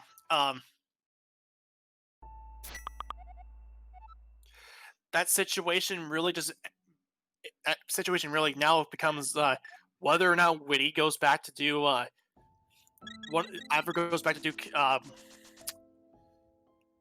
Eastern Palace on Armos nights, or the Fire Rod, or head back to Ice Palace to get the Fire Rod and Samaria from there. Whitty has not checked Lumberjack, which he's doing right now, I think. No, yeah, this is the Lumberjack. So Whitty will be getting 50 rupees there.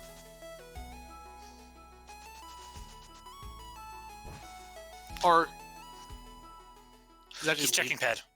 Okay, yeah. So you will find out that it's just couch cash. That'll be a relief to him at this point. Yeah, because it's.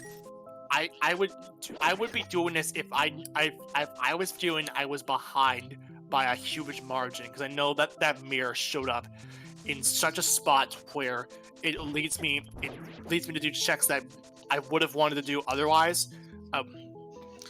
Oh no! I just realized one thing from this. He'll find out that it's not a required pedestal pull, and might skip Eastern Palace. Yeah, this ped pull actually might just be this ped check might end up being what just costs him in the end. We'll have to see. This season's just not pleasant. No. And I have mentioned this before. Thorneto has been on a tear through this Tempered Sword bracket. Has been putting up a lot of upsets against opponents like Vortex of Dune and Legio. Vortex of Dune lost to Thorneto in the first round, and Legio lost to Thorneto in the quarterfinals. Thorneto is taking on Trinex, takes on the Elemental Heads easily, and the Snake is going to come out now. Just needs to get... That was a very quick fight with Trinex. That was kind of anticlimactic. Yeah, this was a very quick fight for Thorneto. Really nicely done.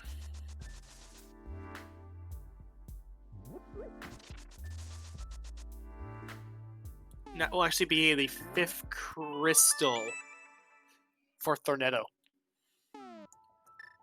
Whitty gonna check out the graveyard ledge if this is not gonna be anything.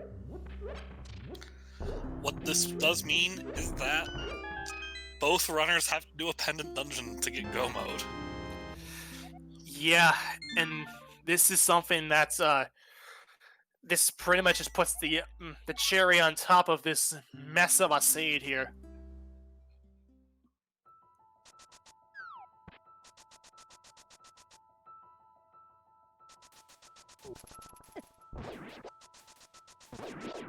And Whitty is going to head back to do the Armos Knights right now.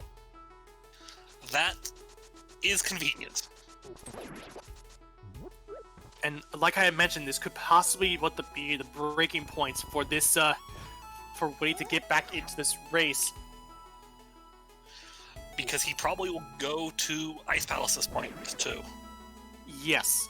And this is something that Whitty had left out previously.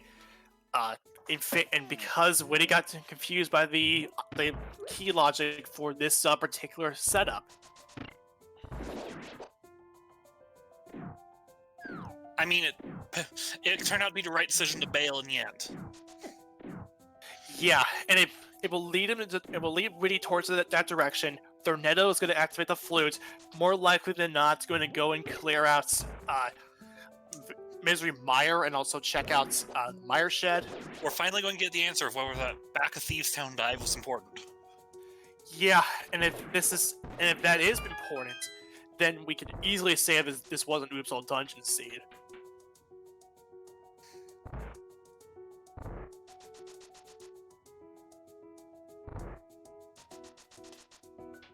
Thorneto is going into Misery Mire area. So what was Mire required all this time at 134? Gotta check Mire Shed first. Yeah, check Mire Shed first. Okay.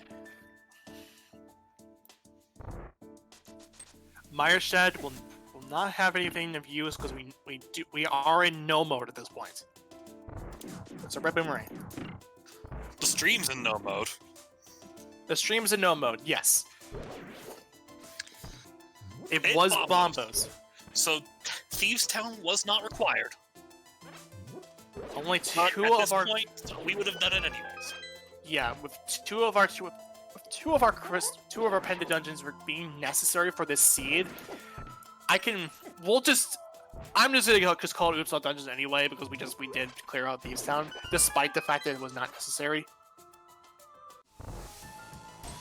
Whitty taking on the Armos Knights. Again, Silver Arrows make this a very quick kill. This will get Whitty the Ice Rod. Thorneto entering Misery Mire.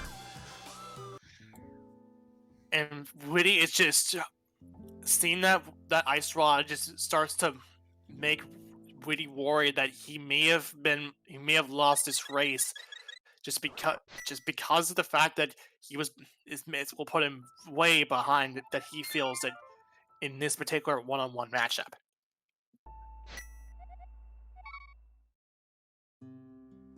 I'd feel behind in his shoes.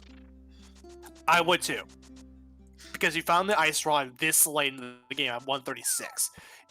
You feel like you think you have already lost the race, but you haven't saw the done yet.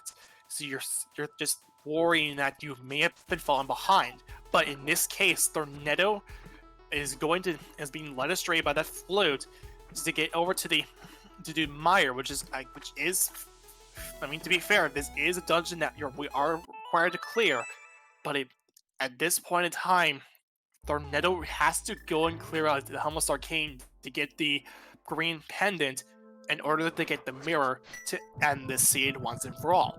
He doesn't have that much else, though. So he'll be going there after Mire, most likely. That's true.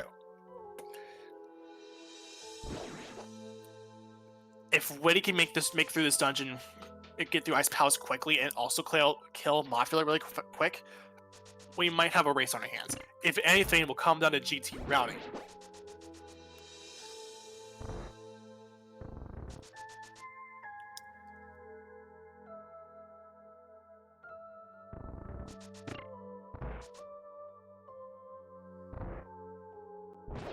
And it also means too that Samaria being in where it was, you had to do the Ice Palace bomb jump to get to this part of the seed. And I believe at this point, I don't think Whitty really sees a reason to do the Ice Palace bomb jump again. I mean, he could do it just to be a bit quicker, which is exactly what it looks like he's doing it. Yeah, he's setting up for that right now. He did hit the switch to get that setup going. He wants to go for it again. And another successful Stealthless Knight kill there. They make these kills look so easy. That particular room is actually very, very simple too. You just place a bomb on where the one bomb refill shows up, and then you just wait until the last Armos Knight just drops down to throw a pot up, and as it explodes, it will kill both Armos Knights, not Armos Knights, Stalfos Knights in one hit. Even though throwing the pots will just, and I believe even though We've now gotten both items out of Misery Mire with the Cane of Brian and 10 arrows. yeah, even though the one Stalfos Knight is at the top of the screen isn't stunned, it will still kill them regardless.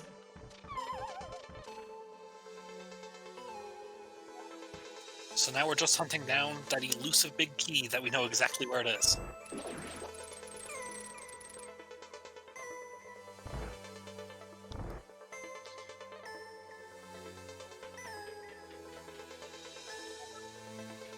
So, and actually in this part of the race too, we did get all of our and for the sake of our stream, we have everything that we have, save for a shield and the other, save for a shield, yeah, save for a shield, because we did get red mail earlier.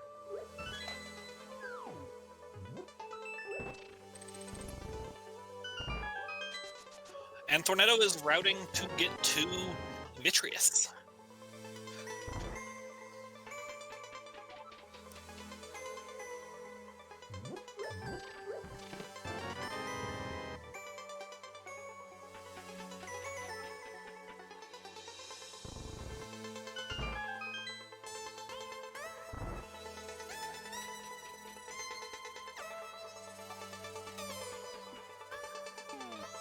So after this Whitty fight is over, I would, if I was in Thorneto's shoes right now, my only option at this point is Easter. And it's because of how it looks like Whitty is going to be, I feel like Whitty,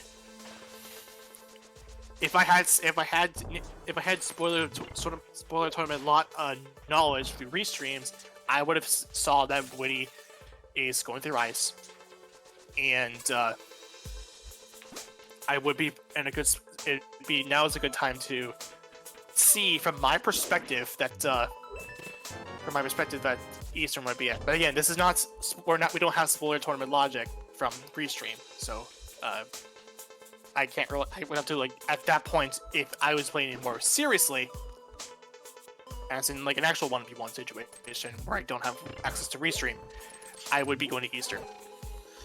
Where he doesn't have Mirror, it makes Hammer Pegs and Magic Bat a very time-consuming check.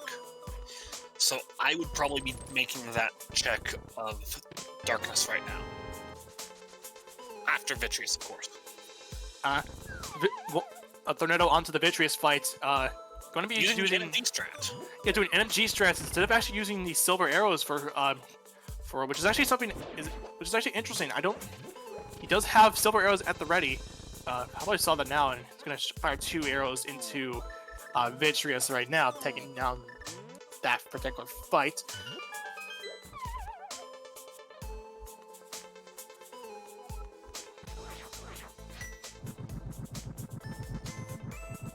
Yeah, it's going to be Thorneto's 6th crystal here, while Whitty is going to be heading over towards that and starting that Cold Star fight now. Gold Sword in hand pretty much knocks down these Cold Stars about a trouble. That pretty much is sealed the deal on that. But he's gonna get the Fire Rod now, and probably now gonna be heading over towards that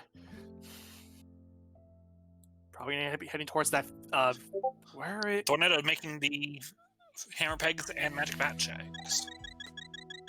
Okay, so that's gonna be the Gold Sword. I think he's doing the Hammer Pegs in hope that Mir's there first. Right, and he doesn't want to believe he doesn't think it's going to be in Green Pendant. Whitty, because Whitty did actually, okay, that was the same. Okay, I was kind of concerned for a second because I didn't see the fade out.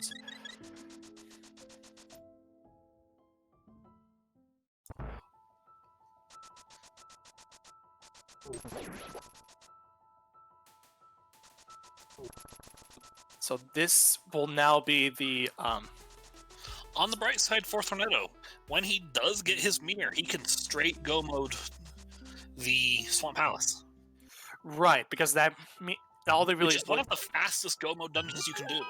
right, because all you just need was that small key, and then just continue going to just dive her down, and you're good to go.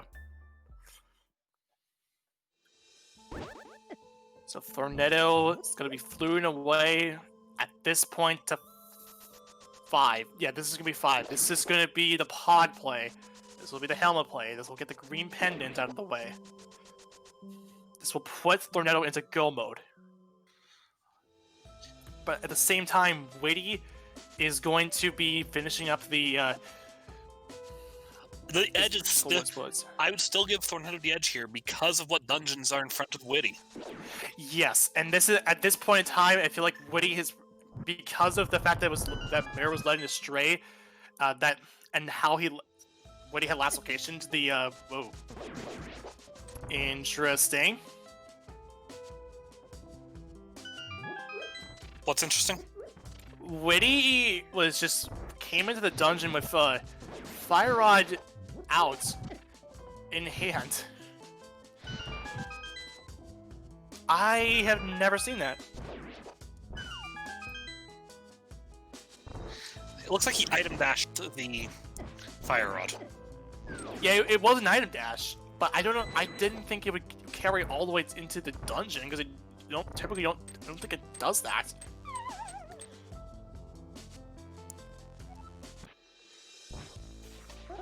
So Whitty is onto the Mafia fight right now. Gold Sword.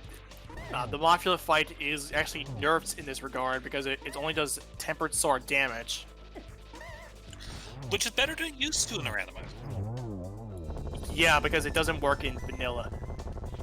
That's still one of my favorite pieces of trivia. Yeah, there's the cancel mark for Whitty at 145.42. Whitty has entered go mode, but again, what you mentioned before. He has not entered go mode. Oh, duh. Flippers. I could put flutes. I cannot. I jumped the gun. I had jumped the gun. No worries. Yeah, because now This Turtle team's Rock. gonna mess. Because Turtle Rock. Yeah, because I mean, to be fair, Turtle Rock having the flute is the worst spot you can put it in there. And in the last check on Laser Bridge. Yeah, and I completely forgot that the flute was on Laser Bridge in Turtle Rock. This seed has been a mess, and I'm already starting to feel the side effects of this seed. I'm getting seed bleed effects from watching 2 people do it. Yeah, ask your doctor if you think this seed if this seed is right for you, please. The answer is it's not. No, no, just no. Thorneto could be clearing out the Helmastar King fight, gonna get the green bandage, will eventually get the mirror.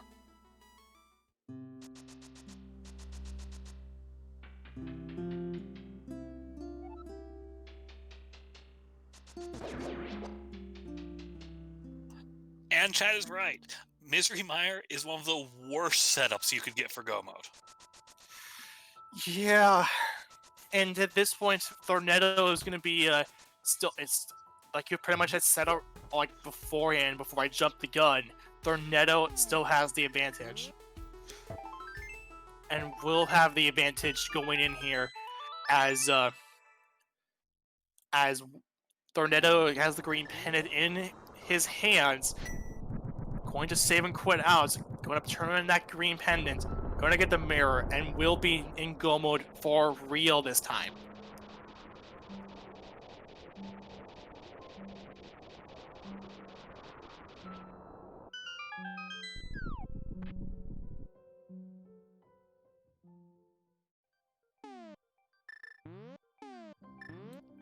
So Thorneto dashing his way over to Sajraw's hut. Whitty entering Turtle Rock. Which is also a terrible key layout. Yes, but in the end, it'll be all for naught. Thorneto will now be entering Goma at 148.20. Not a pleasant seed, but at least we are finally in go mode. We can now at least put this seed to rest. This go mode is brought to you by the Go Mode Podcast. As little as I want to attribute Go Mode Podcast to this seed at all. Yeah, and really at this point, it's just a matter of clearing Swamp Palace for Thorneto. And again, with him in Go Mode, this is a very quick clear. Yeah, this is the best go mode situation for Thorneto. At this point, I am about ready to just throw in the towel here. And given the situation for Whitty, is pretty much just going to be waiting for that dot done to come through, just because of the last locations that Whitty had to deal with. And this seed has been had enough of these last locations. It was a dry start that led to an early Aga and Kakariko with the sword and not the sword, the lamp and cape being in the Blind's hut at the very start of the game. Chat, the Thieves Town was not completely required, but it was definitely a convenient one, giving you silvers. Yeah, and it will still be nice in the end because again, we do have that silver arrows from out of Thieves Town, which is always nice to have in this particular situation. It makes the game of fight a lot better.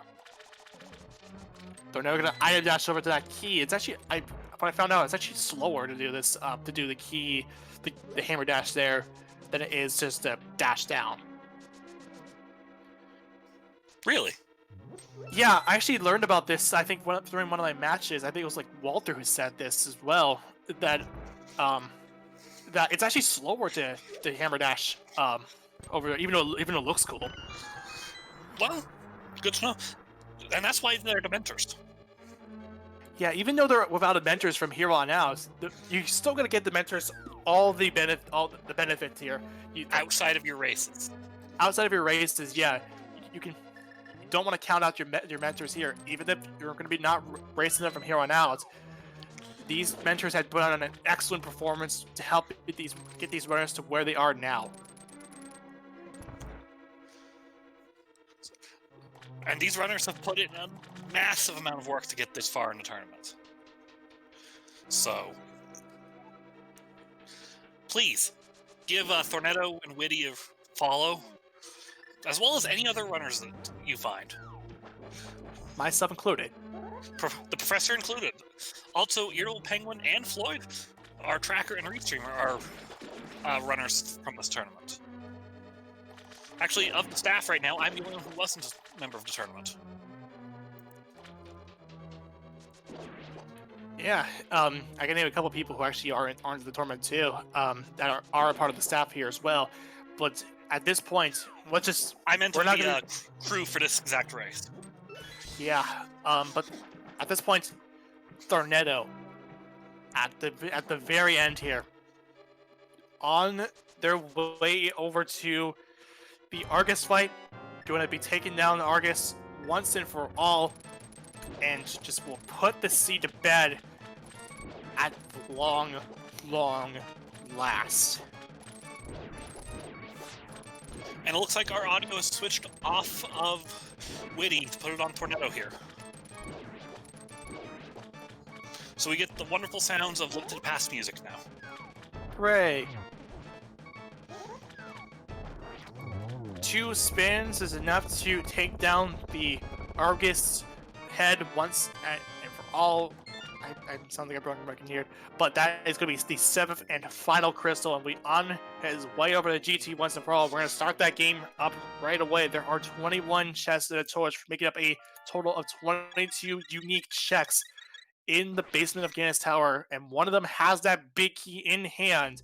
From 1 to 22, get your guesses in chat. What do you think that big key might be? Zeke, I'm putting it on the spotlight here. And where do you think that big key is going to show up? 22, of course. The seed's not nice. Yeah, let's go for it. 22. Even though my official one's 3. And as usual, I don't vote, don't play the game when I'm on the crew, so... Like, I don't officially... I will voice my statements, but... Yeah, at this point, this seed has been such a travesty that I would not be surprised if it's in 22. Just Down with that! Pick up the flute! Whitty is finally in go mode! yeah, at 153 and change.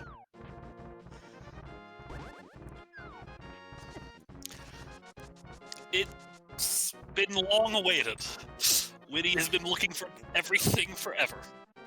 Yeah, and this is just again to add on to that reasoning. I said that Whitty has been feeling very behind to the point where Whitty is just waiting for that dot done to come out. I would be.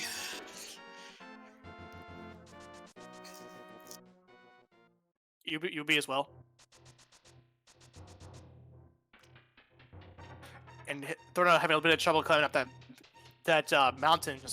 I don't know if it's probably just nerves, just because both feel absolutely behind, like from both fronts, not just Whitty but also Thorneto. At this point in the race, you're just wondering. Both of these runners are wondering, when is that dot done going to come out?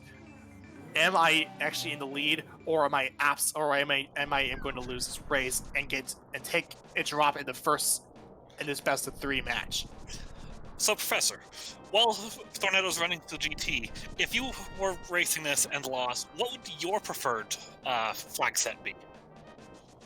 My preferred flag set. I haven't actually looked at the flag set yet. Yeah, the options are open, standard, ambrosia, and casual, which we're watching right now.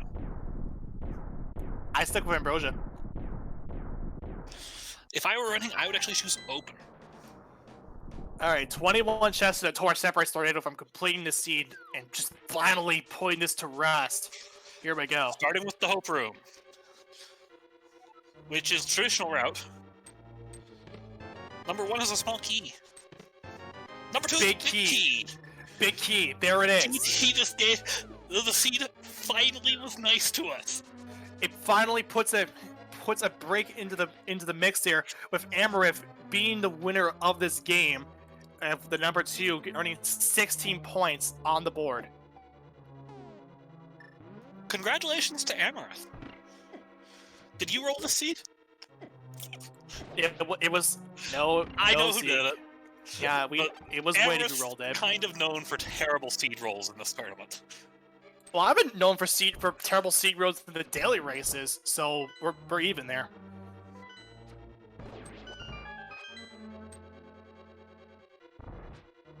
This does put Amarith in 2nd place on GT Big Key game leaderboard. Yeah, with Oro actually leading having a huge lead over him with 80 points. Oro's got a lot of points there. Yeah, it's not surprising that Oro has Oro's been playing it pretty nice.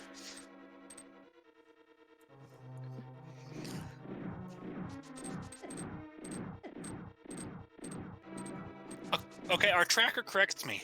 Amarith is apparently just known for terrible seed rolls. Anywhere.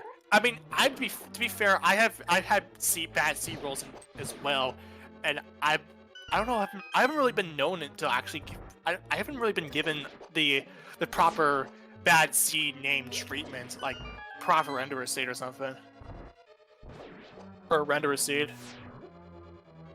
I've been just given into seeds unofficially. The Z1 community side of me knows exactly who to name, but I'm not going to name him on this stream. But there's a Z1 person who's known for rolling terrible Z1R seeds. I haven't really played Z1R, so I can't really tell who's for certain. I don't think it's Fred. It's not Fred. Okay, cool. I wanted to be clear of that, because it's definitely not Fred.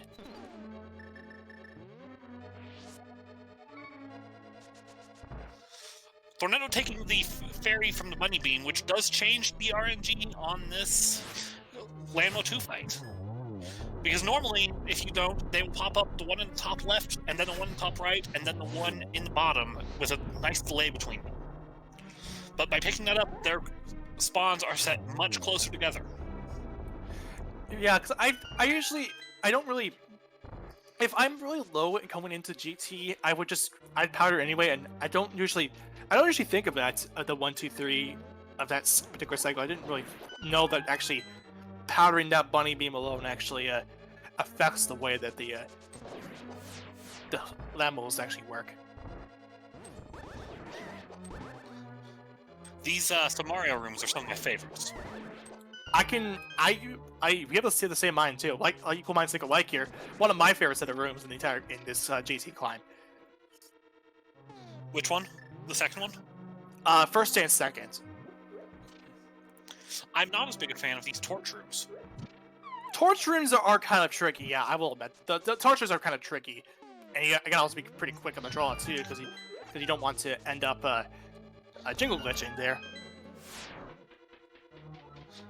Or as my friends call it, despawning GT. Yeah, that's also pretty much the same thing. It's pretty much just the effect of jingle glitch. And Thorneto will be skipping every check because there's nothing he could possibly want. The only thing that he could possibly want, we know where it is. Good. And it would be that red nail at K45. Good use of the dash trick in the mire just to get past that. To pretty much skip that part of the dungeon. Get down the stairs quickly. Onto the Moldorm 2 fight for Thorneto. And blink and you miss it. Down goes Thorneto. I would not be surprised if he skips out Moldorm 2 here because there's nothing else left. Yeah, Moldorm 2 is gonna be left alone here. If he ever dies in GT, he's gonna have to kill Moldorm 2, which sucks, but something that one of the nice things about Moldorm 2, if you actually pull that chest, it actually stays on the screen after you even if you die in GT for whatever reason.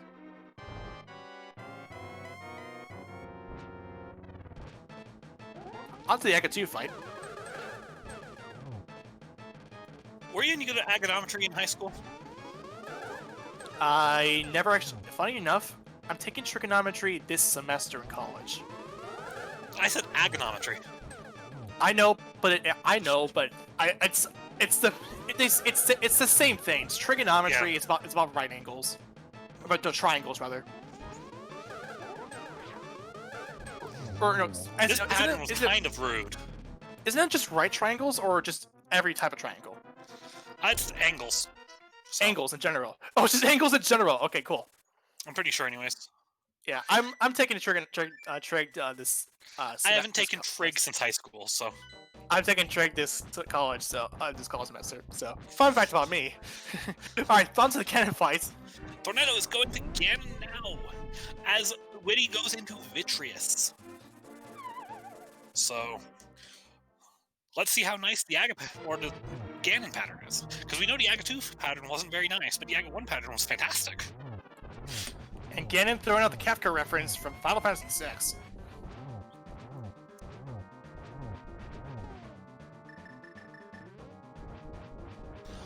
Something I missed while I was watching Thorneto, Whitty set up a spooky action glitch for Misery Mire. Yeah, I've been incorporating spooky into pretty much every single one of my runs now that I actually set that up. It's one of my.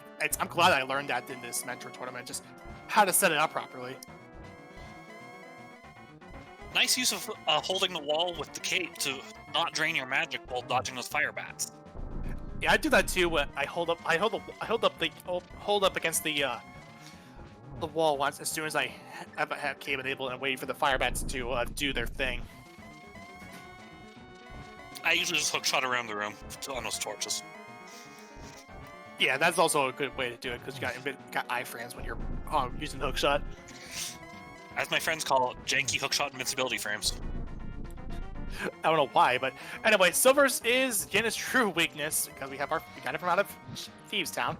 Missing torch glitch, but doesn't really entirely matter because we do have our silver arrows. That's a double. Nice double. from Thorneto. And unfortunately, due to the position, there was not really a way to get a double off that shot. But get your GGs ready in chat for Thorneto, our winner of this race. Yeah, GG's in the chat for Thorneto. This will be taking game 1 of his best-of-3 match against Whitty and Thorneto. Which means Whitty will get to pick the second race category as well. And we'll be finishing first with an official racetime.gg time of 2:08:38. 2:08? 2:38. 2:03:38. Okay. I didn't say 2:08. I said 2:03. I heard 2:08. My apologies. I don't know what happened there. And looks like we've got Thorneto in the green room, so we'll see if we can get him in for an interview.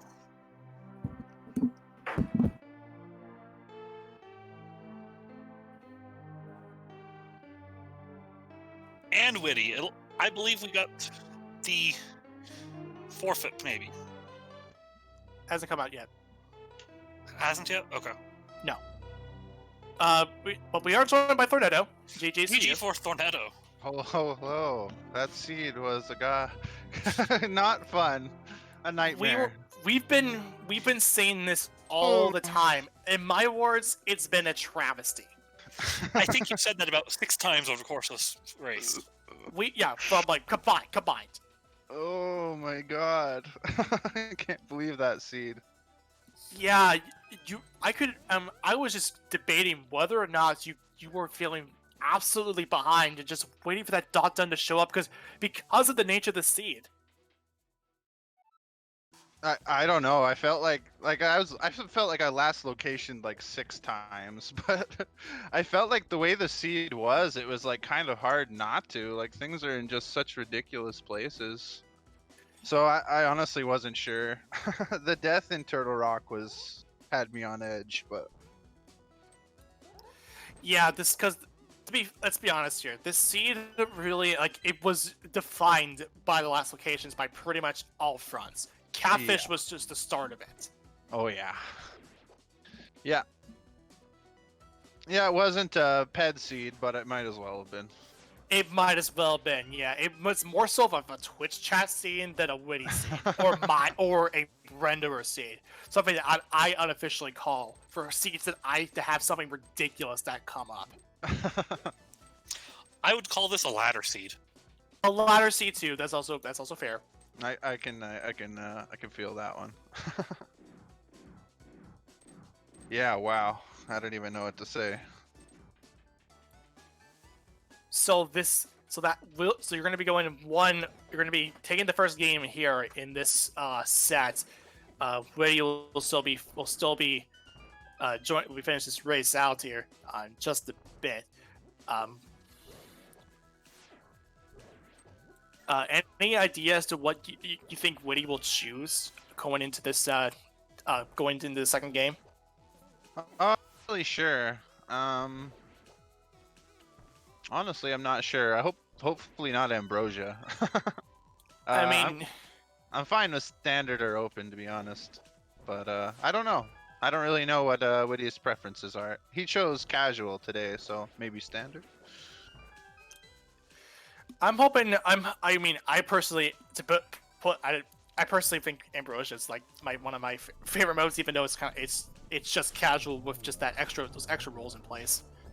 Yeah, I find the boots hints very distracting. It makes me kind of like make weird routing decisions that I otherwise wouldn't make to try to find them. And doesn't always pay off.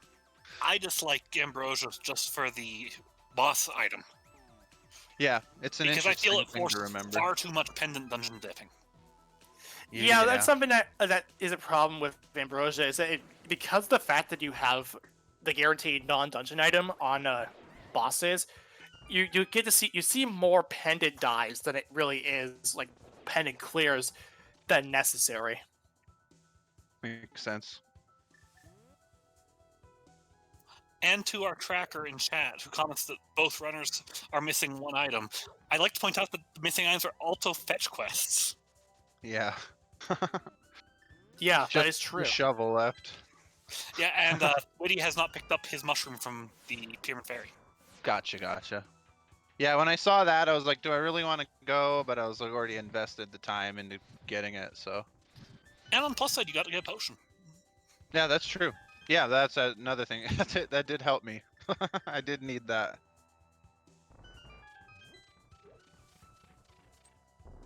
About the nicest thing the seed did to you guys is the chest number 2 GT Big Key or the 0 blue ball Aghanim. I literally said thank you out loud when I saw that. the whole Because chest. the professor can tell you, I called a 22 on this check. Yeah, we both called 22 because at this Yeah. point, there was like at that point, what else could have been? What else is left? That could have made the seed even worse. What else? What else could have been there? Yep.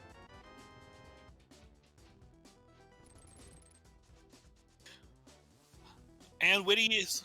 Oh, and validation test had 10 arrows. 10 arrows. Typical. I mean, again, you had there was like nothing else left for Moldorn 2 to show up. Yeah, the only thing was the tunic. And other than that, Your tunic was in K45. Cave 45. Okay. Yeah, for our knowledge was that there was nothing else left. Gotcha. So Whitty had did a Whitty well get the somewhat mirror mini helmet. earlier then? Later. Okay. Or no. I was right. Yeah, I was right. It was Yeah. earlier. Yeah, I completely. Okay. Whitty did forgot. pod before doing ice and eastern. So Okay. he was able to do Interesting. swamp before doing Turtle Rock. Interesting. Okay. That might have worked out for me because then he was doing mirror checks, whereas I wasn't, so. Interesting.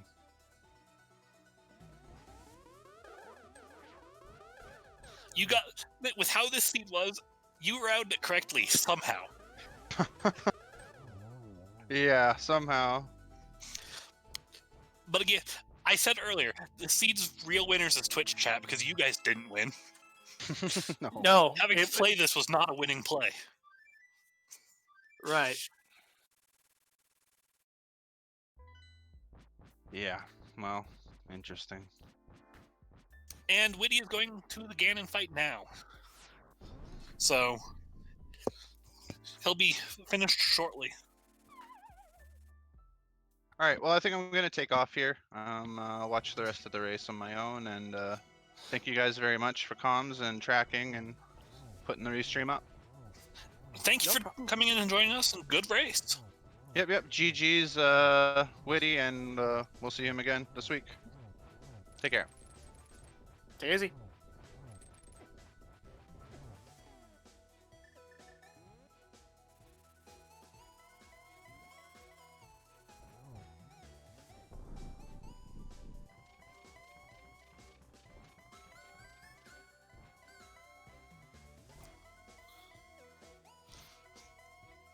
So Whitty's entering phase 3 now.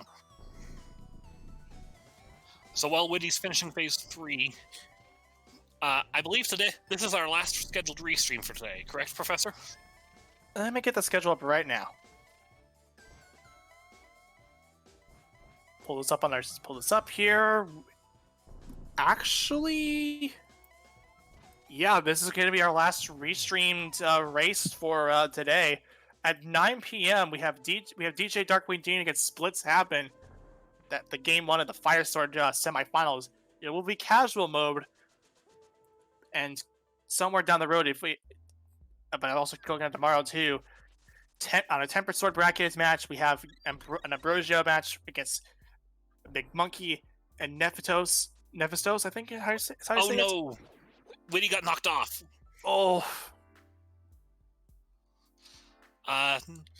It does look like we have one restream tomorrow, which will be the 9 p.m. Fighters Bracket semifinal between John Bono and SCZ. Yep, this will be there'll be Jonathan Brett versus SCZ. This will be a standard match at there'll be game number 1 of that Fighter Sword bracket semifinals match. And back in phase 2, Whitty is going to be heading to phase 3 now.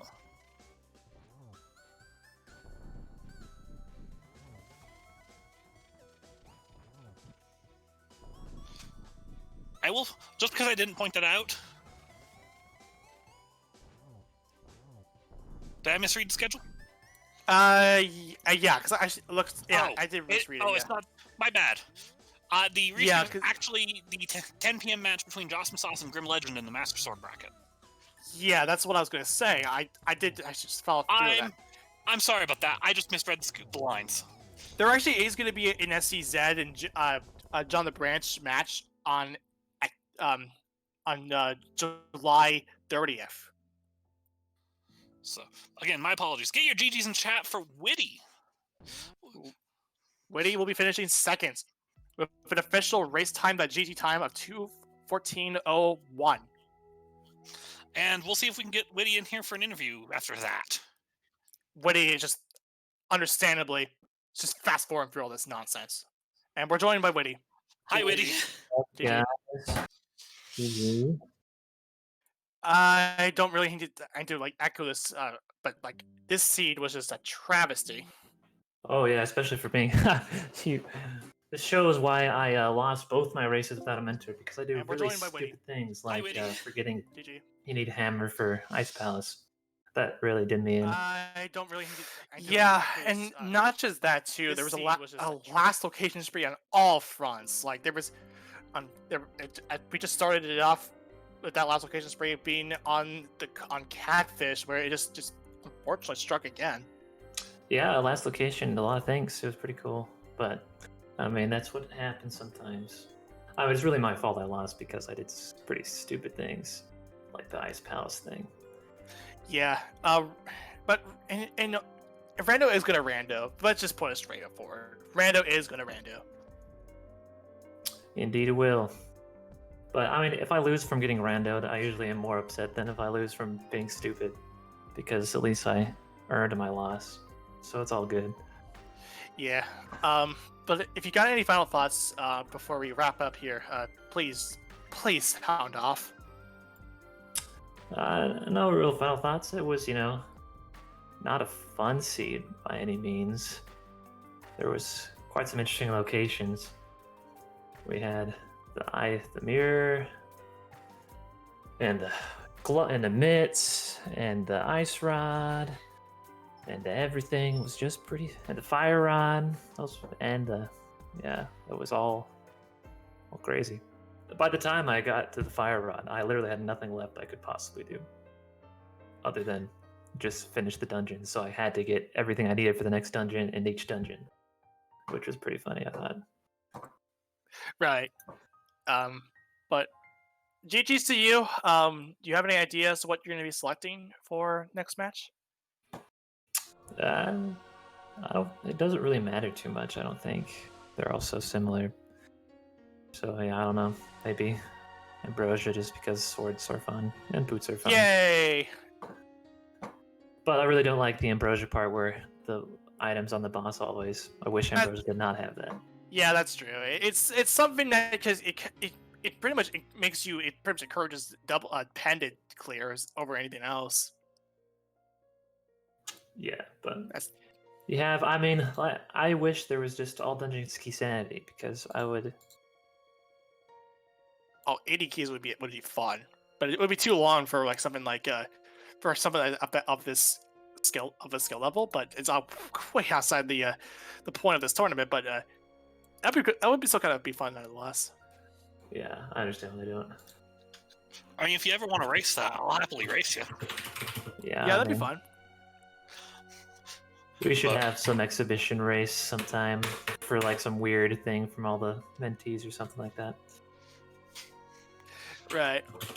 All right. GG to you, Whitty. And good luck at the next race.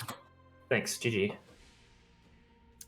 And with that, let's give a thanks to our runners for joining us today. They put up an excellent showing. Please give them a follow. A big thanks to Floyd, our restreamer, for setting this up, especially so soon after the previous race. Definitely. Yeah, be sure to follow Whitty and Thorneto, our two racers. Of course, follow me and Zeke if you want to. I know he doesn't do much, but I do more than him. And don't have to put not put any attention towards myself. This isn't us bragging about him being more active. I'm just not an active streamer. I mean, I'm not an active streamer too, but at least I make an effort to try and do some streaming because I want that affiliate badge. Just don't at me. I just use it to make because I have to for races. Right, yeah. And then IrritablePenguin, our tracker, and of course, like we said, Floyd, our restreamer. Please give them a follow as well. Like we said, coming up on the schedule for the next restream, do have Jocelyn Sauce versus Grim Legend, the Master Sword bracket matchup. Is gonna be Game 1 open. So please stay tuned for that one. Till then, stay classy and take it easy, everybody.